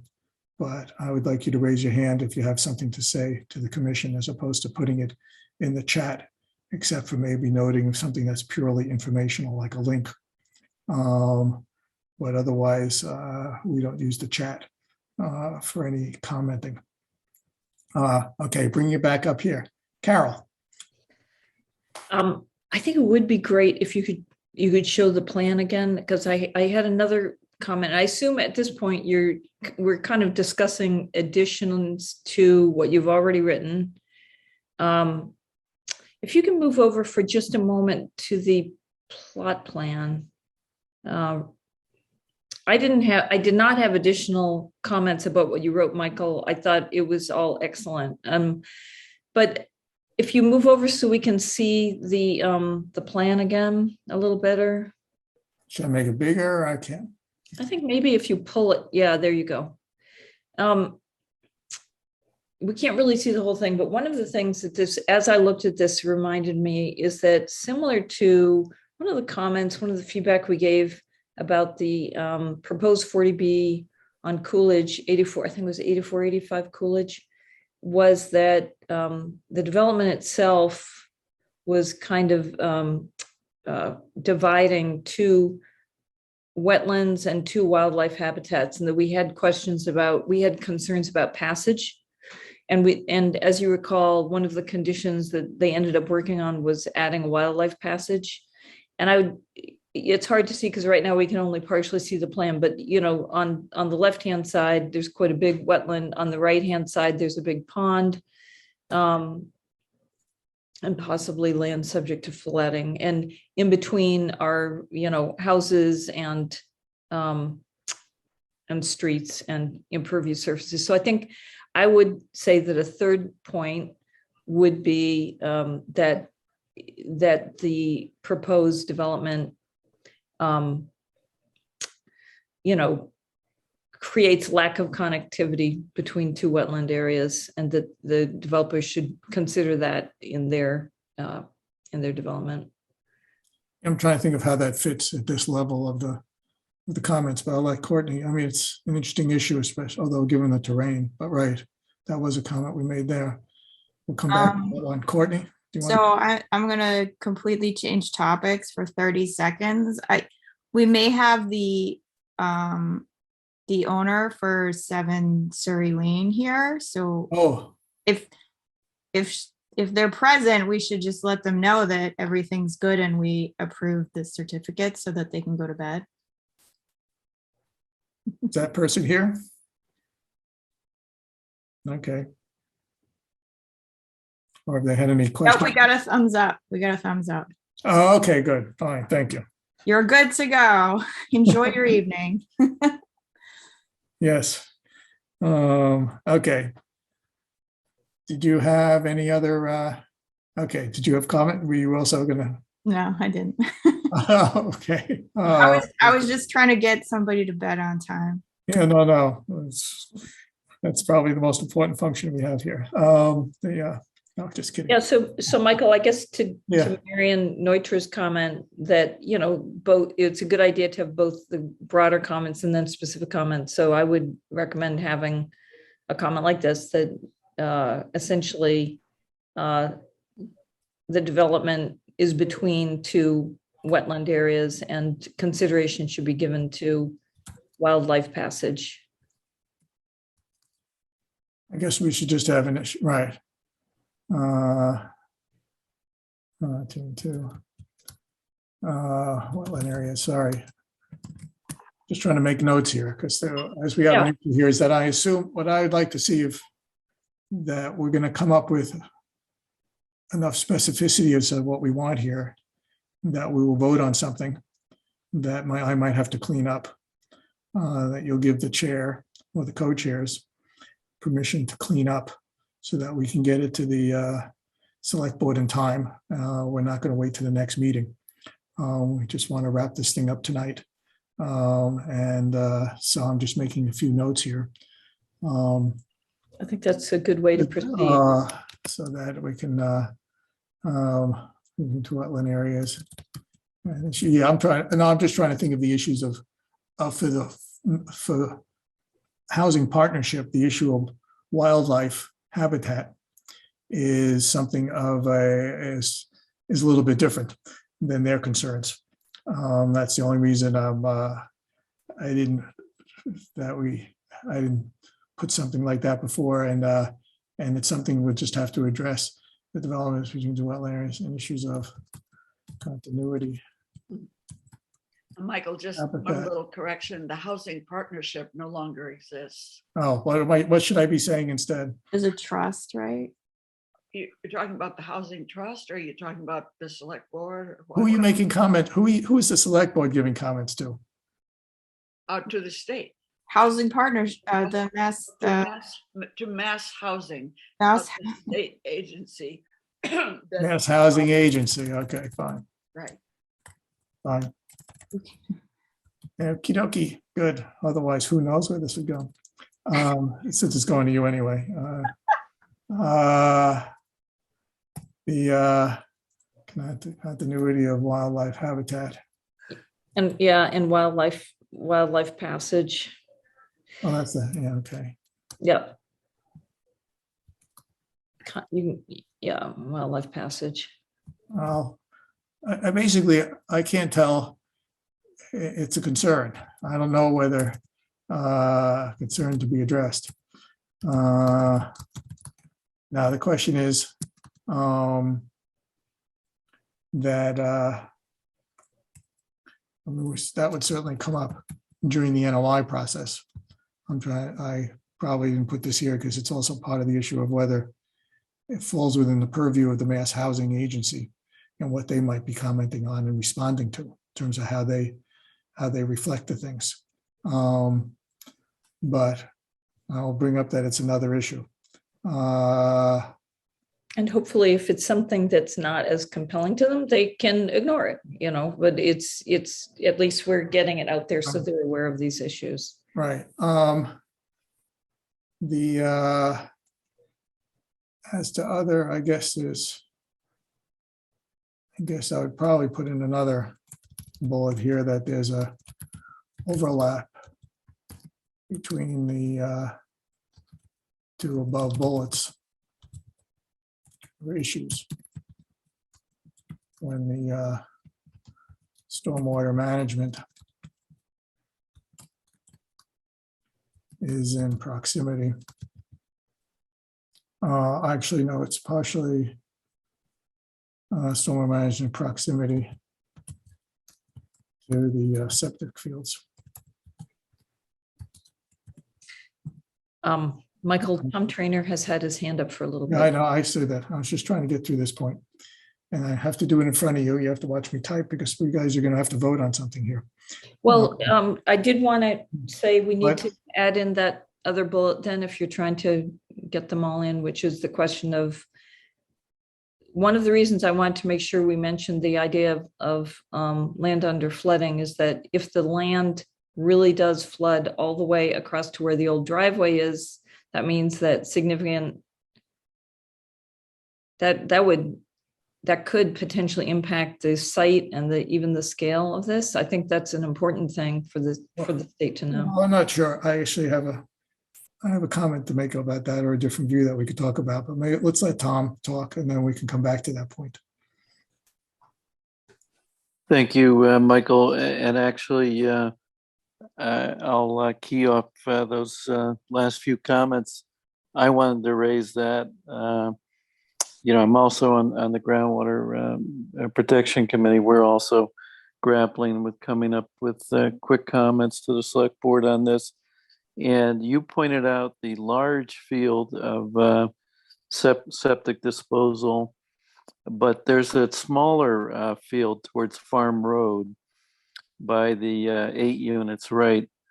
And that area we've discovered on USGS maps, there is a intermittent stream flowing more or less from that pond to the left. I forget, what is that, west? Right over the access road, under the houses, through that septic field into the wetlands and Sewell Brook. We'd be concerned about that, and I would assume your committee would be. And furthermore, that pond just to the east of that, many of you drive by there, hundreds of times every year. That pond waxes and wanes, typical kettle pond. And I've seen that close to being double in size to what that plan is showing. I'm just thinking your board's concerned. I would raise that to your attention. Okay. Yeah, I would definitely Thank you. We should add a bullet about that for exactly, I think Tom said that very succinctly and clearly. Yeah, no, we have to go find, I guess, the issue of the delineation. Actually, there's two things that I'd like to comment back on is about the storage capacity, because land subject to flooding under the regulations, that the issue is basically, and that would probably have to be handled. That's probably partly covered by the stormwater standards. And that we could bring up I guess we could strengthen the fact that we're worried about the stormwater capacity here.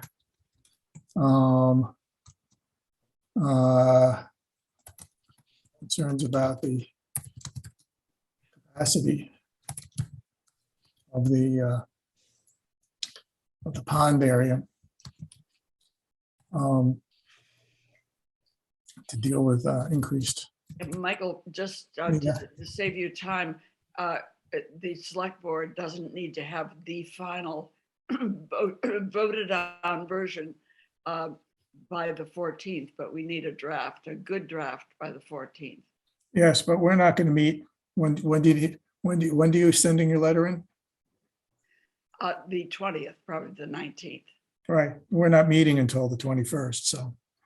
Right, Whatever but in we, terms of just getting the words on the page. sure. Don't worry about it too much tonight. Marion, I have a question for you because I feel like some of the words that we're using now are fairly general. And for instance, what Tom said was very specific to the idea that, you know, that there's concerns about a specific part of the, you know, those septic fields that are closer to Farm Road. And I'd love to get your input or your judgment on, would it be helpful for the state to hear that kind of, you know, a little bit more specifics about where we're concerned about flooding? To me, it seems like they may expect us to be the eyes and ears on the ground who are able to give them that kind of information as they consider the proposal. No, that's exactly right, Carol. To the extent that you have data, that you have evidence, you can present it for sure regarding specific areas or specific. I mean, if you're worried about specific areas, make clear that you're just expressing worry. If you have information or data, then you can include that. There's nothing wrong with presenting some detail if you have the detail. Back to my issue about, we have a delineation that was done, whether this delineation has errors in it. And it's been part of the concern, even with Tom reacting to Tom's. The issue, and maybe even Joyce is here still and can comment, when we did the delineation back then, we did not see, for example, when there's talk of an intermittent stream going through that area that Tom just mentioned from USGS data. The question is when we look at stuff that's on the ground and actually did the sampling of soils and whatnot, there was those an intermittent stream flowing west from that pond was not evident, for example. And so we have to ground truth some of these things is our responsibility, and that's what was done at the time. Obviously, land subject to flooding has a different criterion as to how you identify that. There's issues of the 100-year flood.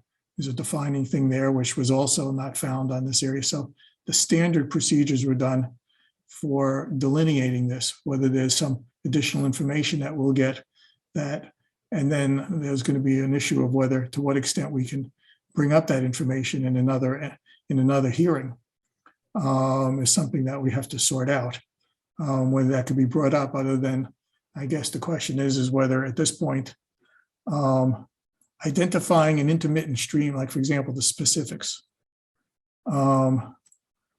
we can say something about that there's a delineation issue that, I don't know how to say it, to be determined, because there's a significant legal basis for the fact that there is an existing delineation. And it's not spelling too well, but as to saying about an intermittent stream that flows through where that septic area is, we found no evidence of that. Now, maybe the Groundwater Protection Committee could find something, but that was not something that we see evidence on the ground of. And when we did the work there, and I think Joyce would agree with that. And so I have problems saying something that specific at this point. Maybe we could find out more information or deal with other things for a hearing. I mean, when the NOI comes before us, because eventually this will come before us as an NOI, and maybe something different. But at this point, we don't have that kind of specificity that I would like to put in a letter. Obviously, I'm one person. I guess let's let Courtney, Carol, and then Marion can talk. So it's 9:05. Okay, We just need to pause for 1 or 2 minutes. fine. I'm gonna be the bad cop tonight. No, that's, yeah, that's not bad. That's just getting us keeping track. You're a timekeeper. It's great. Okay, I now will reopen the hearing for 0 Washington Street. The hearing in 0 Washington Street for the NOI that we opened, the hearing that we opened at our last meeting. That, again, has had the same issue that the applicant has filed for a superseding order of conditions from the state because we did not open the last hearing. As of that last time period, we did not open that hearing on time.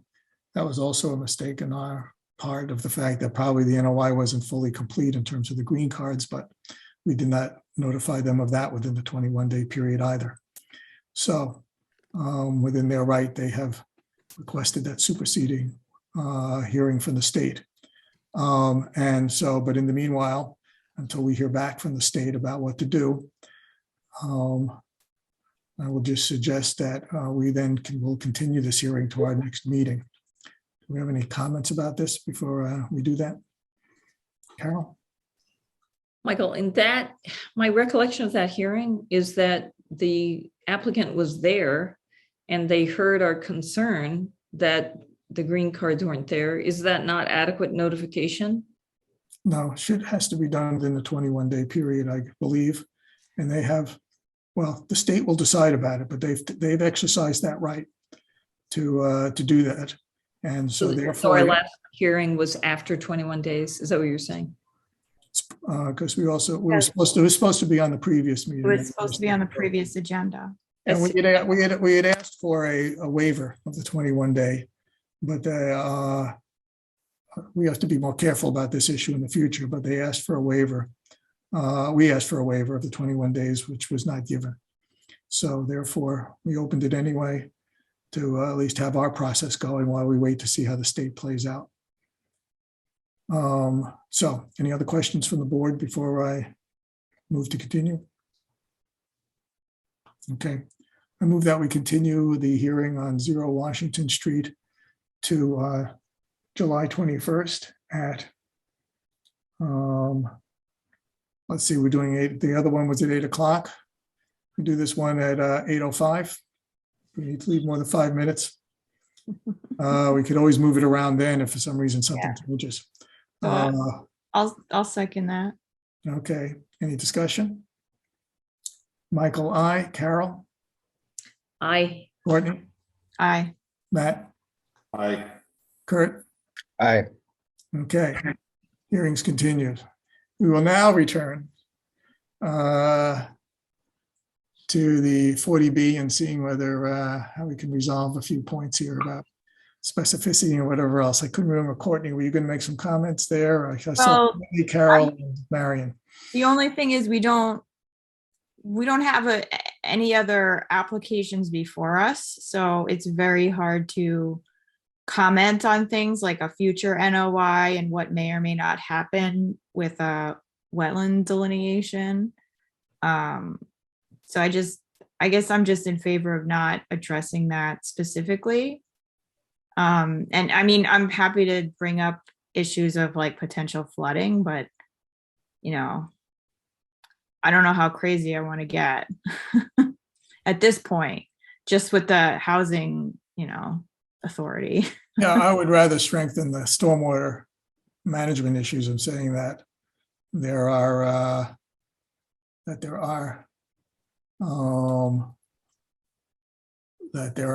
concerns about stormwater management that possibly trying to do something for people here, whether whoops.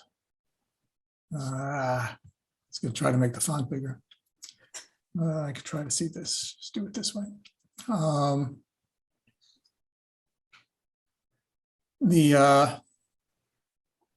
I'd rather strengthen the stormwater management and flooding issues. And And just note that there are lands subject to flooding there. Marion and then Carol. Yeah, to the extent that you have data, hard data, real evidence that the state will believe, you can always bring it up during these ZBA hearings. You know, after this select board letter goes to the state comes back to the developer with a series of things that have to be addressed in their final plan. And the developer can tweak this plan. It's not a final plan necessarily. But for your input, you still have opportunities for a lot of input during these ZBA hearings that will go on for several weeks. Right. That's why I have wrote this introductory paragraph. Right. Marion, can I just ask you to clarify? So, I mean, when we send this, like in the past with other projects, because this is not our first 40B in town, you know, I've seen our comments come back, you know, from Mass Housing, you know, to the applicant to say, you know, you should probably address these. And it was more of like, keep these local concerns in mind versus a mandate. Am I misunderstanding that, or? Yes, I mean, I can't speak to all of Mass Housing's responses. Okay. But the ones that we've gotten back lately have been quite specific. And Okay. Good. long and detailed. Yeah. Instructing the developer to be sure to address this and that and the other thing. Right. Okay. But so before Carl, just to ask that question is to address those issues. They don't actually push for any particular changes per se at this stage in the process, as opposed to the fact that we could be pushing for those. And I'm not sure what weight the Mass Housing change suggestions come during the ZBA process. Does it have particular weight during the ZBA process? Well, the Mass Housing response basically are instructions to the developer as he completes his final detailed plan that will go through the ZBA process. So yeah, they do have some, they're basically guidance to the developer and the town to come to some resolution of the issues that the town considers outstanding. Some of them are resolvable and some of them may not be, but. Yeah. Right. Now I'm trying to think specifically about the stormwater, which is something that could easily be, they can easily say, please address the potential for flooding, et cetera, down at the pond area and other areas there. To the extent that they change the capacity, they're going to have to change basically the capacity for their stormwater system to deal with the maybe reduction in some land subject to flood control capacity, but certain things can't be addressed, but which I feel like the wetland impacts or the water quality issues are the ones that deal with the scale and intensity of the project that are a little bit more probably less easily addressed. Right. Bear in mind that the rules that the rules the ZBA will be following are the state Title V rules, the state stormwater regulations, which are actually the same as the towns. Because ours are right. Yeah, doesn't change that. But basically, the reason for the comprehensive permit is that the state wants the discussion to be focused on one board, not just a lot of, separate decisions by separate boards, but the ZBA will make the final decision. But all the boards, of course, have access to the ZBA during the hearing process. So it's a little different for conservation, because conservation exercises its bylaw issues that are more strict through the ZBA, but they still have to come to us for an NOI. And then there's this ongoing issue that gets a little tricky with any 40B of whether they can file concurrently with the Conservation Commission, because at this versus we got into a mixed legal advice about last time, whether we shouldn't open up our hearing until the final ZBA permit was in place so that we knew what the final plans were. Whereas on the other hand, doing it in parallel leads to a better outcome in terms of working back and forth about what would be the concerns that would come out of an NOI hearing process under the state law that we would be holding as the Conservation Commission. So that's still a thorny issue that I have about how to make this process work efficiently. That's a process problem, you're right. But the bottom line is that the state wetland setback regulations are the ones that apply here, right? Oh yeah, but that's not, most of the issue is still, the impacts are still very similar. It doesn't make that much of a difference. Well, so, I mean, the ZBA process, that is where they decide to grant, whether or not we should waive the bylaw for it. That's whether they get to decide if, maybe this is more important and we would like you to try to push towards this versus that. I mean, when we do an NOI, you're right, like, we're not going to consider that under the bylaw. We're going to consider that under the state wetland regulations. So we have two places where we have input with different types of different sort of effectivenesses, really, in terms of what we prevail, because we do have to have to go one way or another on an order of conditions, and we have different amounts of say, so to speak, in those two different stages.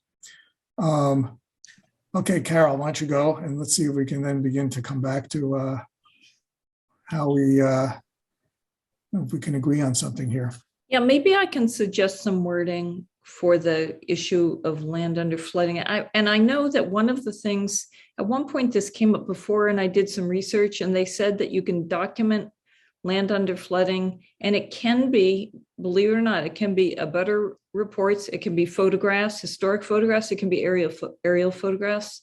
I think one of the reasons it's good to bring it up now is that one request we might make is that over the course of the next 6 months or whatever, the duration of the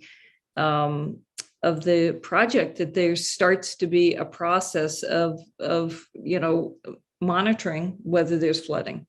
So I guess maybe one of the wording we could use is that something along the lines of the current wetland delineation was based on a single family home, and there are open questions regarding land subject to flooding or flooding of the pond and the extent of flooding, as well as the existence of an intermittent stream along Farm Road. And I think if we just put it that simply, it at least gets it out there that there's a concern, and we think this is something that the wetland scientist of the applicant can start to track. I guess I'll just start with the simpler thing at the end of Joyce, if you're still there. Yep. Do you feel comfortable about, what's your view of this issue of this intermittent stream? Well, I mean, the intermittent stream question came up, I think during when the house was there, and we just saw no evidence. There was no evidence of anything up gradient of the wetland. There's a culvert under the driveway, but there was no evidence of, there was no channeling. There was nothing no scouring, nothing up gradient that contributed to the wetland downstream. Why was there a culvert there, Joyce? There's a low spot between the driveway's higher than the adjacent ground. If you remember, the driveway sits up higher. So if they didn't have a culvert under the driveway, any stormwater that came across the front of the property would be ponded. It was also the fact that, if I understood it right, there was a conduit underneath the road that has been since closed off. that, Yeah, and that's information I wasn't aware of. yeah, that there's the conduit is, can people see my cursor? Yeah. There is the conduit here. If I recall that I heard that there was a conduit underneath or related to Farm Road here that has since been closed off. So that has changed the facts on the ground. Was there a trench of some kind, though? I mean, I had heard. There was possibly a trench here or whatever else that is. That I think there's There some is no evidence of. trench in the ground now. Yeah, there's nothing now, but there was a conduit here that is now no longer there, which does affect it there. But still, the idea that there was an intermittent stream here, we can pursue that issue. I don't feel comfortable putting in a letter based on, I mean, I appreciate what Tom says and the USGS and whatever, but I'd rather be, since we've spent time on the ground, I feel uncomfortable at this point, putting that in the letter. Something we could certainly address later when it comes up. Well, then maybe we should stick with the land subject to flooding, because I think that is something that. I agree with that we should add the fact that there's that this wetland area here is also not only is it a resource area in terms of land underwater, as well as the BVW that was found around it. Right. It's also land subject to flooding. We have since learned that we have to be clearer in our NOIs. When we get notices of intent, this is a learning experience for us, that we have to be clearer, that people identify what the specific resources are that are being put on our plans. Generally, we have been just assuming that it's sort of the furthest out resource area. I think it would be useful at times to see what's demarcated there. But in general, we do cover land subject to flooding by using the FEMA map. But in this case, this is an extraordinary case here where there is some land subject to flooding.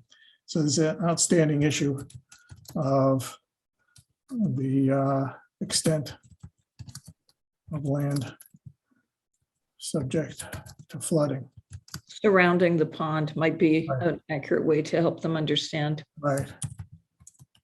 Around pond. Okay. It's always hard to type in front of a million people. Yeah, I would like to tie it into the fact of just keep it under the stormwater issue and just saying that we have concerns about the capacity of stormwater. I was emphasizing here when I first wrote this a little bit that the stormwater standards generally deals with the quantity issue and some of the quality issue. I'm concerned about it doesn't deal sufficiently with the quality issue. But that also an issue that basically I would just emphasize more in bringing that land here of basically it's also a matter of emphasizing more also the quantity issue. The one thing I would suggest there where it said outstanding issue of the extent of land subject to flooding around the pond is maybe along the lines of taking into consideration that the septic systems 1, 2, 3, 4, 5, 6, 7, 8, I think those are septic systems, are adjacent to that area. And actually, are they downhill of that area? The septic areas across, it's in a different area. Oh, what is 1, 2, 3, 4, 5, 6, 7, 8? Those are the 8 houses that are being put along the road. Well, and then this might be the septic system for those houses. It depends on, as we heard on the site walk, the septic system here, I think is a little less set, but that's an option for the septic system for some of this, for some of these units here. So then maybe it's more considering, that those units and the associated septic systems may actually experience flooding. It's hard to tell, but it's certainly something to consider. Yeah. I guess we haven't seen any. Yeah. I guess there are issues of, I guess there's a general issue of I guess it's almost overlapping issue here. Where did I put an overlap? Yeah, I guess it's this issue here that I could expand upon, overlap between the above issues when the stormwater management's proximity to the septic systems and impacts, possible impacts. Okay. It's caps.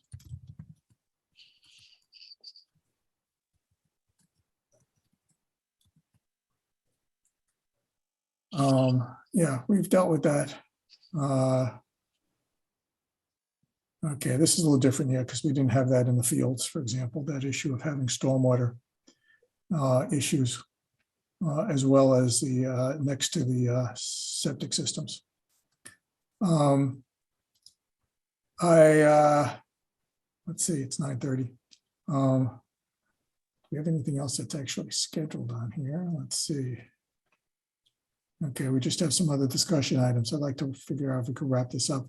The issue of the delineation, I would like to not, I don't think that for their point of view, other than identifying stormwater issues and the water quality issues, that those are the real issues that trigger something for mass housing to show that we have concerns, they're local concerns, because we all have private water and there's going to be individual septic systems here. I mean, not individual, but an on-site septic system that, as Courtney seemed to also agree that I guess I don't think that that makes sense to bring up here. And plus we have some issues that we'd have to clarify before we can even open up concerns about the delineation. Michael, what do you think if we just very simply say that it's worth noting that the current wetland delineation was based on a single family home, and then single But it family wasn't based on that. Yes, it was. That was written into the order of into it. I remember that. Yeah, but But the delineation. delineation wasn't done based on the project. Like the wetlands were delineated. Like what was there was what was marked off. If something was not seen, that's different. But it was part of that process for single family homes. That's a different regulatory matter as far as I'm concerned. yeah, A delineation is a delineation. right. We have to be more careful about it in the future. We've learned some subsequent issues about whether we need to go through full delineations for smaller projects like the wells that we had there, so that we don't do it versus require, or we can require a formal ANRAD. Some new things we learned. But I would say that note that our delineations are delineations independent of the use, whether we want to raise an issue of whether, and so therefore they can always change the activities. And then we reflect that in the new NOI. For example, as a change in activity, they have to come to us either to amend this NOI for the wells, or they have to come for a new NOI, in which case we would say this would be a new NOI. But the delineation is I'm quite, in my mind, clear about the fact that it's independent of the activity or use that was indicated. Okay, question is, I'm going to, let's see. I don't want to have the delineation. You want to have it. Courtney doesn't want to have it. I don't know if Matt or Kurt feel one way or another about it, and as they're learning this whole ropes here.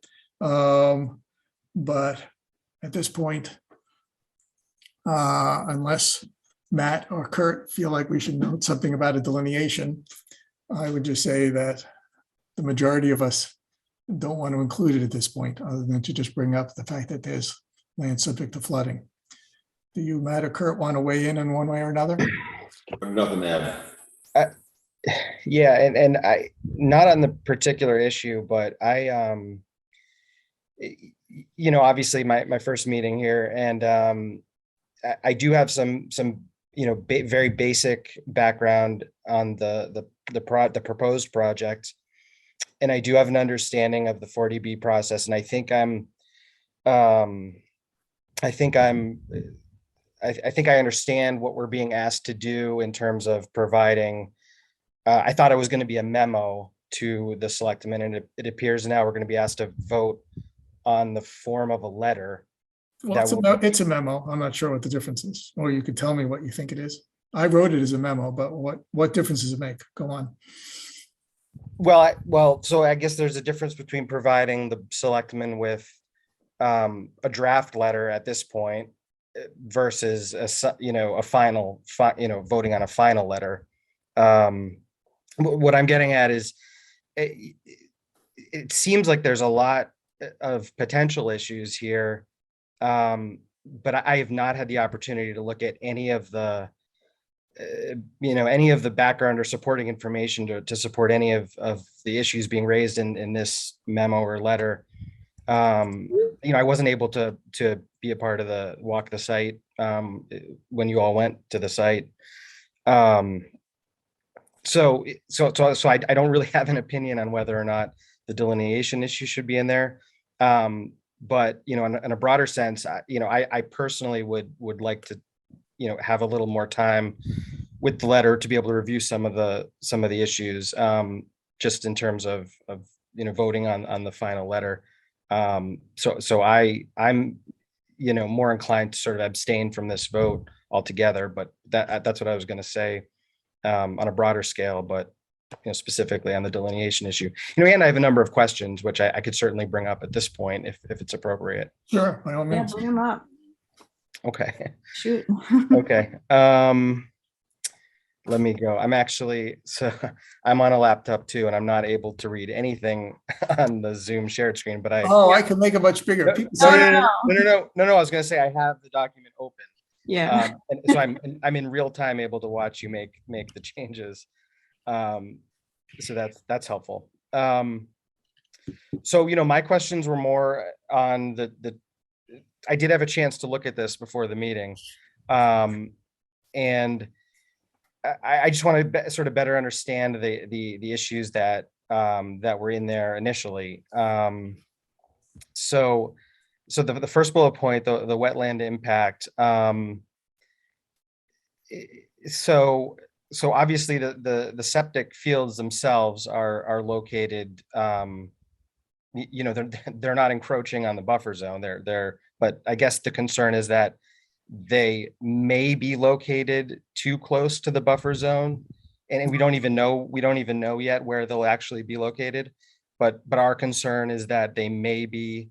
No, the issue is, just to jump in and just say, the issue has come up in other projects that if you can see the screen, you Okay, can go see back. what happens is these are septic fields. Yep. Where effluent is being distributed. What's come up in other projects similar to this is that generally the effluent then goes through the fields and then goes down towards the groundwater.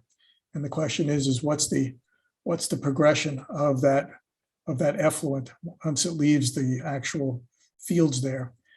There's been analysis in the past in kind of similar settings where this is down gradient here to the wetlands. So essentially the effluent, to the extent that it's treated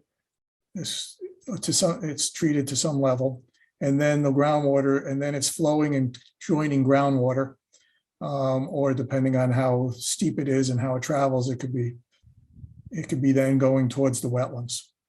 And the issue is whether the concentrations of nitrogen and other contaminants there can basically go into the wetlands and affect the wetland health, and to what extent the capacity of the wetlands do serve for pollution prevention.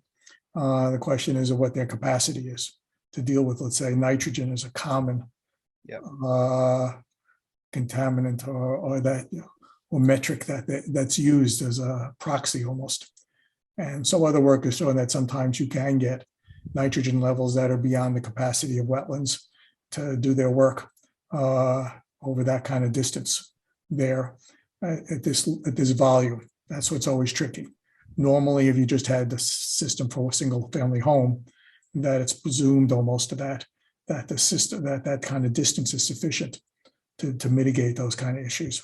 But when you're having fields for basically whatever, 20 or 30, depending on what proportion goes there of homes, then it has a different magnitude. So that's what that concern is about.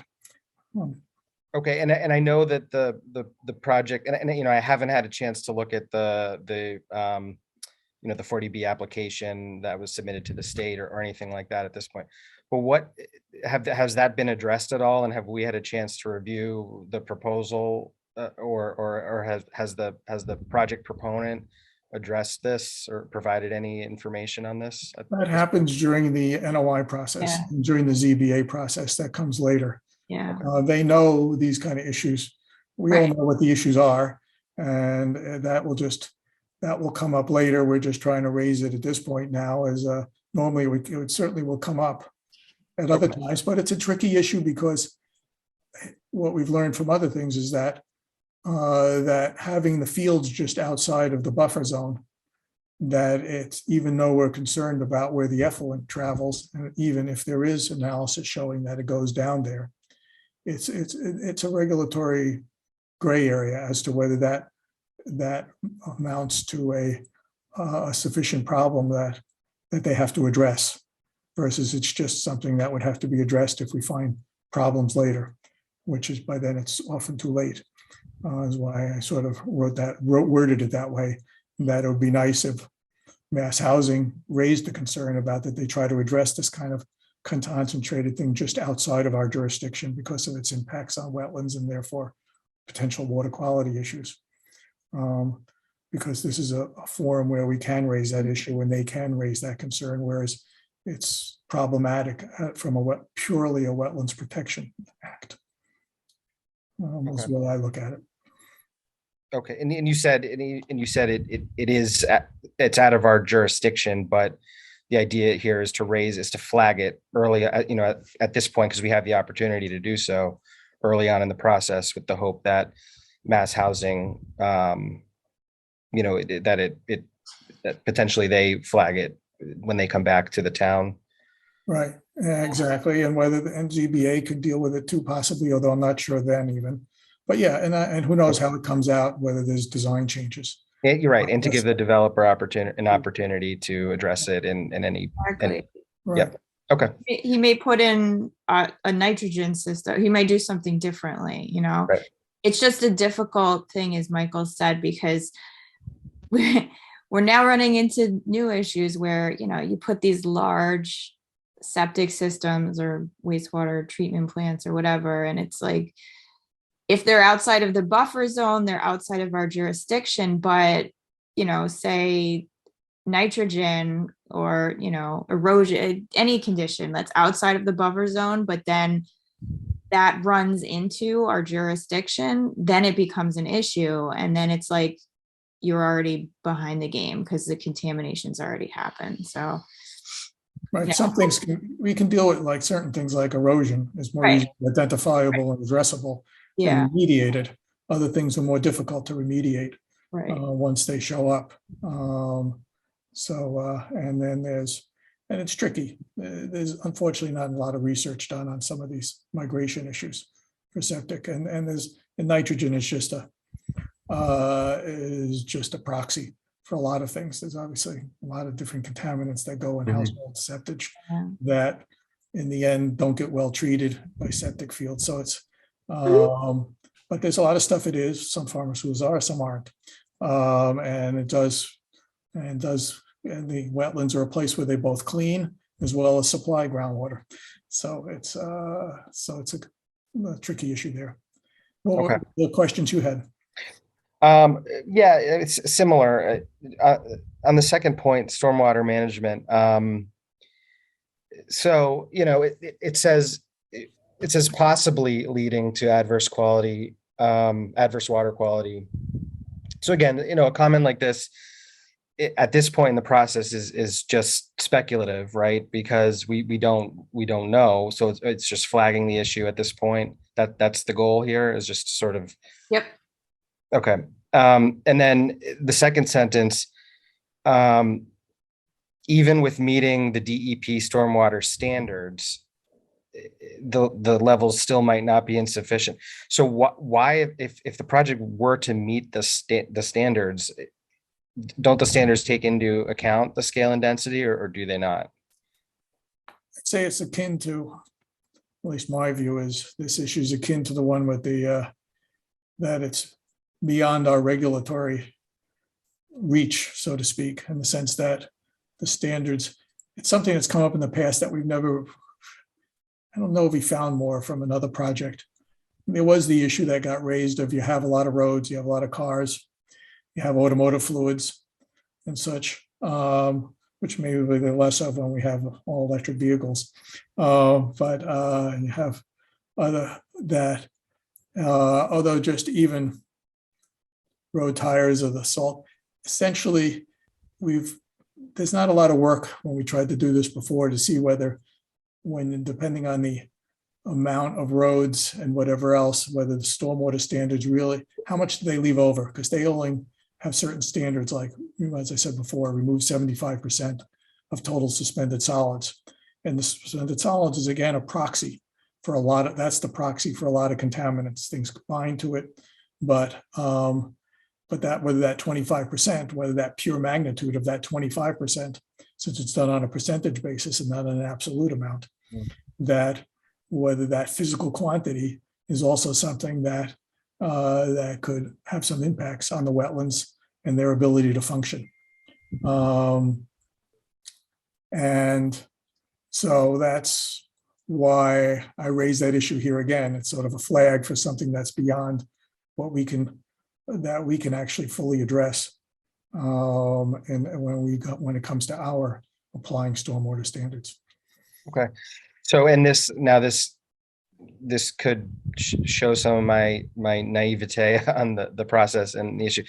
Does the audience reading this memo, namely the selectmen, but then Mass Housing, because it'll then be attached to their letter, is this, I mean, is this all understood by them, that we're flagging these issues that, that on an almost speculative nature, because we have this opportunity to do so and we want to raise it at this point, rather than because obviously I had these questions when I read it, but being new to the commission, I fully could, you could tell me, but would the letter benefit at all from clarifying that, or based on the audience, is that not really necessary? Probably would benefit. Yeah, I was going to raise my hand. I would say that it would. Right. Okay. I mean, this is in the midst of all the other things I do. I was just trying to write a very quick draft here that that would at least get at some of the issues for this kind of discussion, which comes almost to the practical operational issue of, whereas they're trying to send a letter on the 18th, 19th, or 20th, whatever it is, and it's the 7th. Whether, I mean, it begs the question that comes up other times. Are we willing to have a special meeting before they want to send it off, where we have a half an hour meeting to go over and finalize a draft, whether people make comments and make suggestions, gets incorporated, avoiding that we don't avoid open meeting rules, but that somehow we collapse comments from different people to avoid a quorum cross discussion. And then we have to have a meeting next week for a half an hour to see if we can all get on the same page and vote on a final letter. Michael, I think that might be a good idea. I know people are really busy, but this is such a big project. It's an important one. And well, I would agree if that's what we can do. Kurt and Matt would like to do, because I'm just a dork. I'll go to any meeting anytime, even if I turn into a zombie. But especially if you guys, you guys are just coming on to this, and you might need more time to review stuff. I'm totally cool if we call a special meeting just to hash the rest of this out. I mean, it's also 9:44 now, so we're all going to turn into a pumpkin soon. And we still have a few more agenda items. But I mean, if you guys are available, I can make it work. It's I'm cool with it. We can keep talking. I mean, and your questions are excellent, and I think the letter would benefit from your input. So, yeah, I mean, I would appreciate having a little bit more time just to review some of the background materials that we do have, and also I don't want to attempt to add markups on the letter in real time the way Michael's doing right now. Well, I'm just trying to make points, because sometimes we do try to push it forward this way. It's Right. always that balance between what people are willing to do. If we're willing to have another meeting, which it sounds like, at least we need a quorum of 4. Yeah. So Matt, you can weigh in on this, but we can almost do it without you. But I'd be curious of what your view is, and then we should try to figure out when that's going to be. The only day I can't do, and you guys know this, is Wednesdays, because it's always like reserve fund transfer end of year stuff, and one of us has to put James to bed. Oh yeah, we got to do our own reserve fund request. Okay. Wednesday is out. Question is whether Well, I should well, say, next week, Thursday is out for me so. yeah, we have the select board's having its discussion, although we said, how about Tuesday the 12th? I'm no good, but don't not do it because of me. Oh, you were broken up for me. You said that you It can't. sounds like he's not. No. Yeah, I'm no good on Tuesday. Next week is real bad all the way around. The only day that's good for me is Monday and Wednesday, and it sounds like Wednesday's bad anyway. Tuesday, unfortunately, is not good for me, but Monday, Wednesday, actually, Monday would be the best day for me. Thursday would be the other day. Sorry. Monday work for other people? And can you get it done in time? Comments? Monday? Can we post it in time? Ooh. No. Yeah. This today's Thursday. Yeah, we can't get it posted in time. Sorry. Ouch. Darn, public meeting. I could do it like by What's Zoom. flexibility on Tuesday as to what time of day? I was gonna say I could do it like Tuesday at 5, and then I have a hard stop at 6. Well, we better be done by. No, that's actually good, because then the meeting won't expand any longer. We Yeah. just get it done. So Or Thursday at 5. I could do Thursday at 5 if other people could do it at 5. Okay, it's all a matter of how much we feel comfortable with what we're going to give to the select board ahead of time. But it would be nice to just get this thing wrapped up before the Thursday thing. absolutely. Even on who couldn't. Oh yeah, Wednesday you couldn't do it earlier. Well, for that. what time is advisory? Tuesday. So on Tuesday, all right, you couldn't do it. Matt can't do it on Tuesday, but he could do it on Wednesday. Wednesday, I'm just not available starting at 7, because that's when advisory starts, and that's when Do we consider a Wednesday meeting at 5:30? Is there any How's that? Thursday would work for people? It'd be a little better. That's the select board. I'd like to get it done No, before. I meant at like 5 or 5:30. No, we can't do it on Thursday. No, it's gotta be Okay, did I hear it okay from all 5 of us for Wednesday at 5:30 or 5 or 6? heard most okays. Yep. I think we have enough for a quorum, right? Okay. 5. I could do it at 5. I actually have something at 6. Okay, 5 o'clock. Going once. Kurt, Matt, 5 o'clock. Courtney, what? Done, Good- 5 good o'clock. here. We What? did it. Good. Done, 5 o'clock. Post it. Okay, so I just got to remember to do the posting as soon as I get off this meeting. Okay. Okay, we wore down Jeff, who took down his hand. So that okay. So in terms of moving on here, people can write some comments. I guess the question is how much more we need to talk about whether we're down to, it's a matter of, it's a cross between, people could start doing some wordsmithing on this letter here. And it always gets tricky how you do that. The question is, people are going to have to download this to avoid open meeting law issues. You're going to have to download the letter as it is there.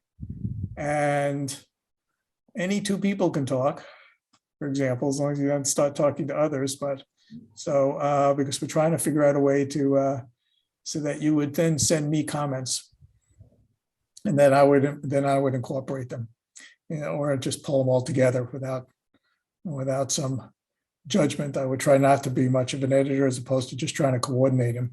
And then we would try to just walk through it, and we'll just make the hard decisions. Either we keep or don't keep things, and just be done, even if we don't all agree. But we get a majority and we get a letter out the door. we'll have a lot more time to reconsider this project when it comes before the ZBA as well as before us again.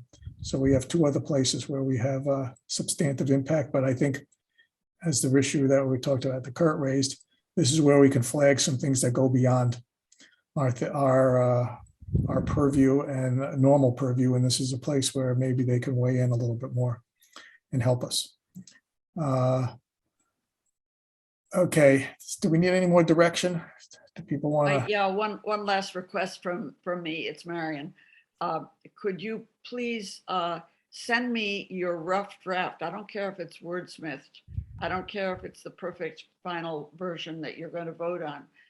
Could you just send it to me, Michael, tomorrow or whenever you have a moment, so I can start to, because I'm trying to put together the shape of a rough draft of the select board kind of. Well, you heard our discussion. The biggest things are missing is the idea of how much we emphasize the fact that that some of these issues, as I wrote for the stormwater standards, as well as for the septic systems just outside the boundary, that we're asking them to weigh in on things that are important to the town, that Wetlands Protection Act doesn't necessarily cover, and that it's an opportunity for mass housing to help with these local concerns. Yeah, so just send me your draft. And I'm going to send you this draft. Great. Because I don't have any time to do much more unless somebody else wants to write something between now and 5 o'clock tomorrow. Just delete delineation and then send it to Marion. Fine. Right, got it. Thanks. Okay, that's the best I can do for my own work constraints. I'll do a little cleaning up of this and send it there. Okay. Okay, anything else that we need to talk about now before we move on to the rest of our agenda? Please, let's move. Okay, fine. And the public didn't have any other comments, so we're leaving it at that. Okay, thank you for that. Let's get back to, let me go back to the agenda here. God, okay, I'm pulling up the agenda to put it on the screen here. It's a little late to do, let's go to we did the Russet Hill, we did the 40B. Land acquisition we talked about. Abutter notifications. Are we clear on that? We can't deal with that tonight. Okay, fine. We just have to go over how we do that kind of stuff. Joyce, do you have any site issues and questions? I do not. Great. I guess, are we not going to do minutes tonight? It's only 9:50. Often we go longer. Sorry to say that to Kurt and Matt. No, but we're under new management now, so things are going to be different, right? Okay, fine. Glad you're making that clear here. So we're not gonna try to do a easy set of minutes. So, Yeah, which, I mean, let's just pull up the minutes. I don't think these are going to take long. Well, the question is, no, one of the issues is that I'll go back to here. One of the issues we have is how we do minutes. Now that we have new people here and whatever else, I'll bring it up, just put it here, minutes. One of them is much longer than the other, one's 6 pages. One of them is much shorter, like this one here. I'm going to make it a lot bigger and cover up this mess here before I stop and whatever else. These minutes are all in, I'll bring it up for how people want to do this differently now that we have more people. We have actually gone through this thing. And people generally read it beforehand. And the problem is everybody should notice when we have these documents here that there's this area here called editing. That when people work on anything in the folders, you should always just use reviewing, because that way we could see what changes are made. Rather than unilaterally doing edits that nobody would then get to review. In the past, you get into problems if more than a core, if 3 people make edits, make comments and review the minutes, we're okay. Once you get to 4 people, we have this open meeting issue.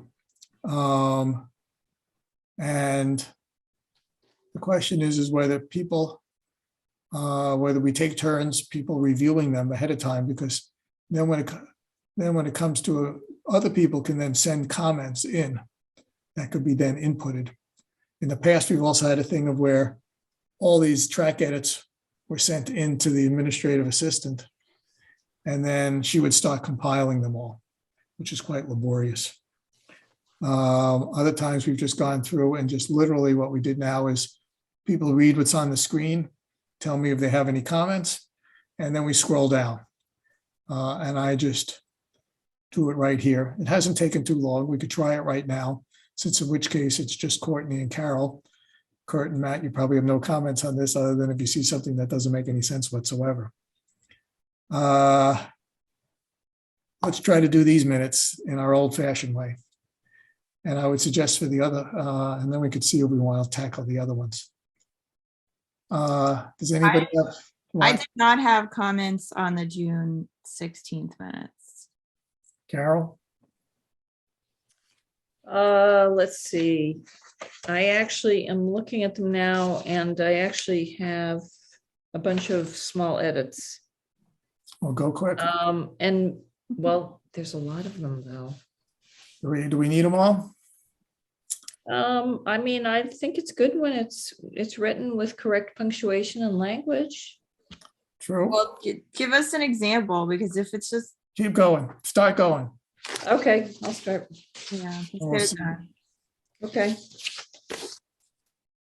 Okay, Courtney, where it says a motion was made and seconded, is that the correct spelling of your name, your last name? What? You're Yeah. looking- it was changed. All the elks, all the. Yeah, elk- I was, yeah. It's all been changed. I get the Dr. Elk a lot. I thought Okay, there moving was, on. Imagine like a Moving on. Stop this. Come on. cervid in a okay, lab. so what we're seeing now is not the final, because it The only says, thing that I changed, I did what I told you guys not to do, but as chair, I did editing and I got rid of all the elks. okay, but it says EK. Why did I think it was ECK? Is that incorrect? It's Okay, EK. moving on. We don't have to discuss her lineage yet. Okay, and reopen at 7 PM in consideration that the 6:30 executive session would not take place. Well, hold on, what are you reading? Well, this is think why it's difficult. version. It was review, I'm in the same paragraph. Oh, I printed it out and it has been changed since then. You took out a whole bunch of stuff there. Yes, I did a version for the meeting here. Yep. Okay, then in the next sentence, the agenda was reviewed and under the 48-hour rule, nothing was added, I believe. That's done. Wrong there. Moving on. If you go under BSC contract and regulations work, which goes down, Michael. I'm there. Okay, I can't see where you are, but it says dated 5/31/2022 and effective rather than a semicolon.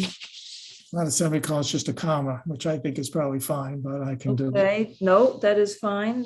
And then a motion was made and seconded.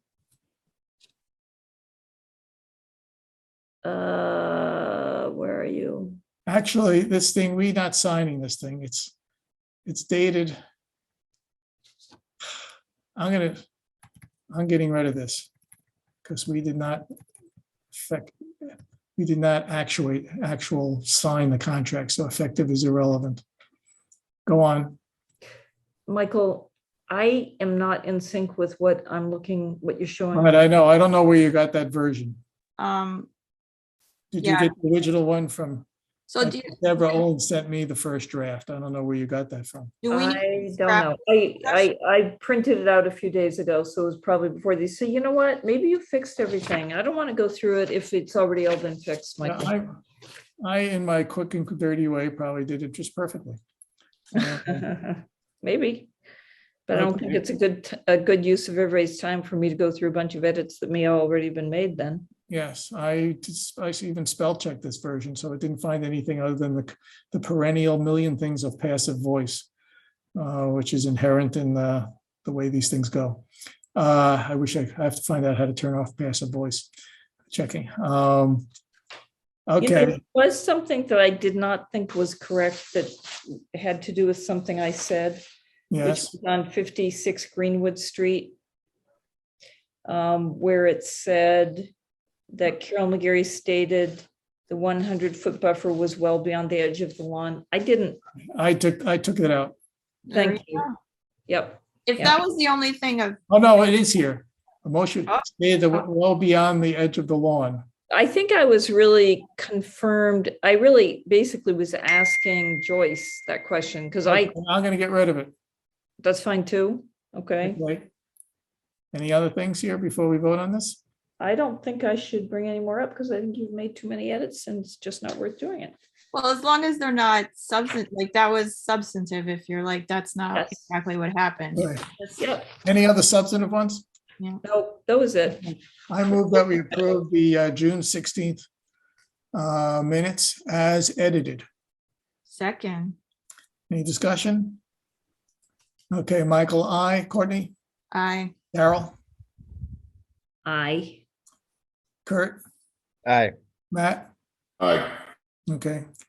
People, just so you know, I'll let you know that some people abstain when they haven't been at a meeting. And some people vote aye, like I often do. I just take the word of the others. So I just wanted to let you know about what people have done. Okay. no choice. Motion passes 5-0. We have these minutes done. Now, going forward, I'm trying to figure out, let's see, I have to go save this thing here. Carol, did you look at the other ones that were in there? The ones from May that were longer?